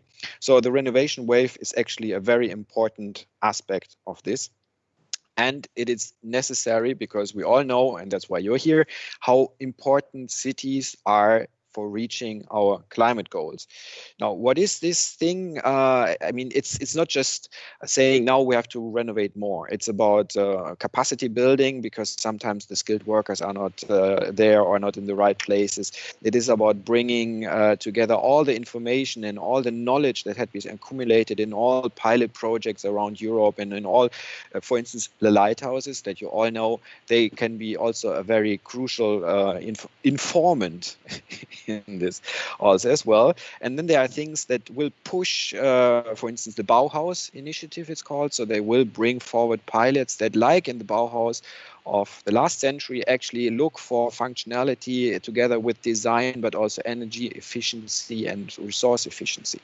And then there is a very important central aspect, which is the neighborhood-based approach. We're talking a lot about positive energy districts. It has been a very crucial point also in the work programs of the past years under Horizon 2020. It will be under Horizon Europe. And this renovation wave will go beyond just having the housing treated well and, let's say, making better houses, but it really should go on the district level. So that's the first thing. So the next thing, we have actually the recovery. Now we're talking big money, because obviously the renovation wave will go along with huge investments, but you also want to know what comes from the EU side. So the recovery, which is now obviously getting more and more necessary due to the unfortunately still continuing COVID crisis, and so we are talking about really big money. For one thing, there's the multi-annual financial framework, and there, while the final number is yet not totally agreed, we are talking something in the order of 1 trillion euros in the next 7 years, and this will be topped up with an extraordinary 750 billion recovery effort, the so-called Next Generation EU. So, and together with something that was already in place, which are the emergency safety nets, they are called, which is amounting to another 550 billion. Altogether, this then comes to close to 2.4 trillion euros that will be available for the next years to actually tackle the recovery. We all know that this, compared to European scale, is it could still be much bigger. So we are still hoping that this is actually leveraging lots more of private funds. So when it comes now to the next more very specific city initiative, then we come to the missions. We have 5 missions. They have been just confirmed very recently by the group of commissioners working on that. So one of them is on climate neutral cities. This climate neutral cities, these missions engaged external mission boards. These mission boards came up with suggestions on how best to move forward. And one of the calculus that they made actually for cities is that for only, and I'm saying really only because there are so many more cities, for only 100 cities to become climate neutral in the coming 10 years, we need close to 100 billion. So the average you make it is 1 billion per city for a decade to become climate neutral. Now, these are just the 100. So for the whole of Europe, we need so much more. So you see, actually, there is a relation to this 2.4 trillion, which obviously doesn't go all in cities, but we are at least in the right magnitude here. So what is happening with the cities? Mission, we will put in substantial money from our side. So something, I don't have any really final numbers. It's still all in discussion, but let's say 1 billion could be a realistic figure that flows into a mission. So with this 1 billion over the coming decade, actually, you can leverage a lot of private funding. And this is something we are aiming together with actually places like this marketplace here. This is actually doing this, bringing together these communities and leveraging one side, the funds from the commission and from city administrations together with the private funding. That is absolutely necessary because else we won't get far. To finalize and close up, because I see I still have another 3 minutes, I presume, I would like to mention a very good initiative that is starting from the Lighthouse Project. So for those who you are just listening the first time, Lighthouse Projects over the last 7 years, we had 7 separate calls under Horizon Europe, spending close to €500 million in grants in bringing forward the Lighthouse projects. They actually committed to making their cities and districts climate neutral, positive energy districts even. So, I mean, really pushing the boundaries. And they have come up by now with more than 500 well-tested solutions all over Europe. They have leveraged, in some cases, up to 1 to 20 of the grant money with financial contribution from the private sector. They have done a lot, and they have actually condensed now a big chunk of this knowledge into also how to bridge the financing gap, because that's something we are still experiencing. We have grants for pilot projects.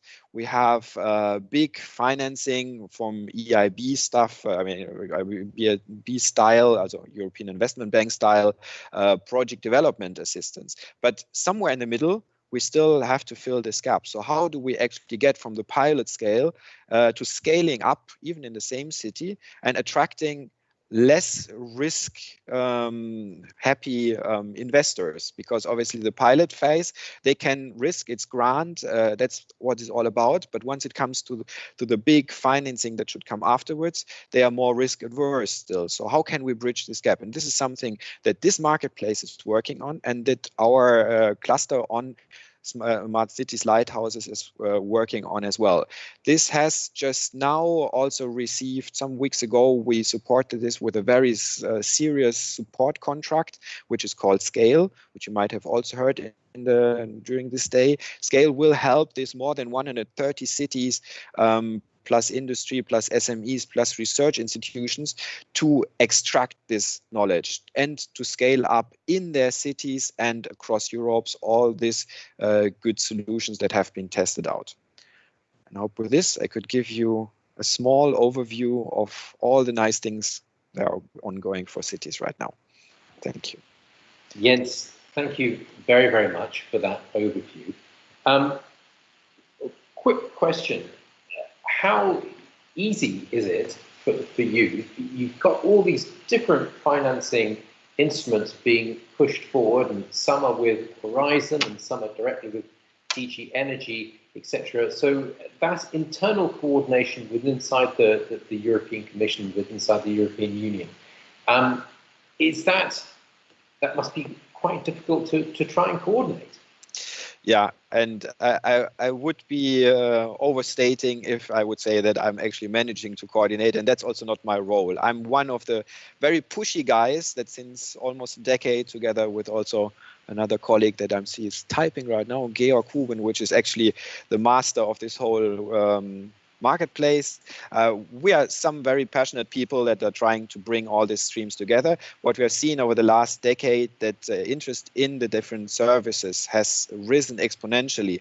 So actually we have now kind of the big choice on whom we can all work together with, and through the missions, for instance, we are trying to make this also to the outside world clear that this is a common effort. We might be looking at different aspects, but this shouldn't be construed as not working together. Simply, it's such a complex topic that you have to look at it from different angles. But be assured, we are doing everything inside the Commission to make this a common effort and really try to cover all the important aspects of this huge challenge. Right. And you touched earlier also on the role of the mission boards in giving a steer to these things. Could you just outline very quickly what is a mission board and how it operates?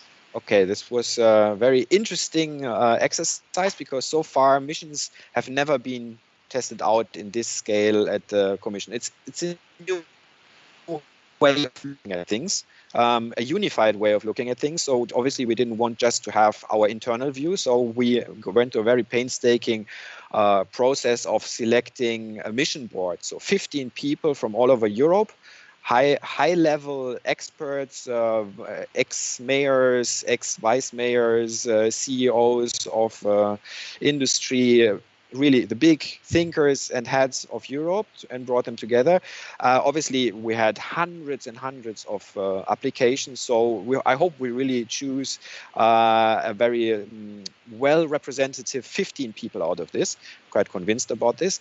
And they, for many months, have now consulted with stakeholders. They have discussed a lot among themselves and with their peers on what they would propose. They come up with something that is actually around something that's called a cities contract. So they actually also see the main challenge in financing all the good solutions, and not just finding them.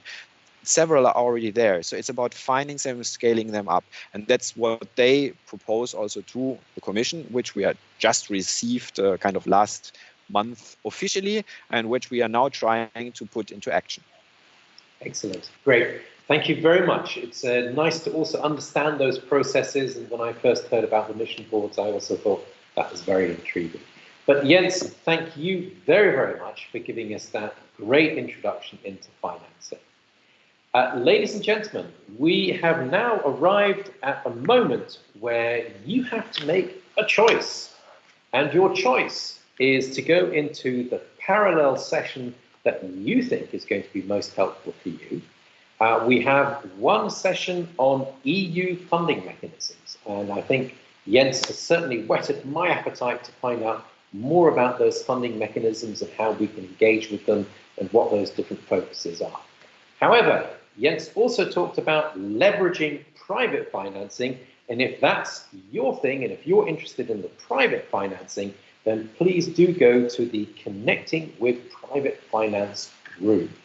So you will need to make a choice now. To find those links, please look underneath me at the links below, and you'll see those links to those two parallel sessions. You should choose one now and either go for the EU funding mechanism or how to leverage that private financing. So please go and choose your link right now, and then we will see you a little bit later at the end of the day after those parallel sessions. But for now, please choose EU funding mechanisms in room 5.1 or connecting to private finance in 5.2 just below.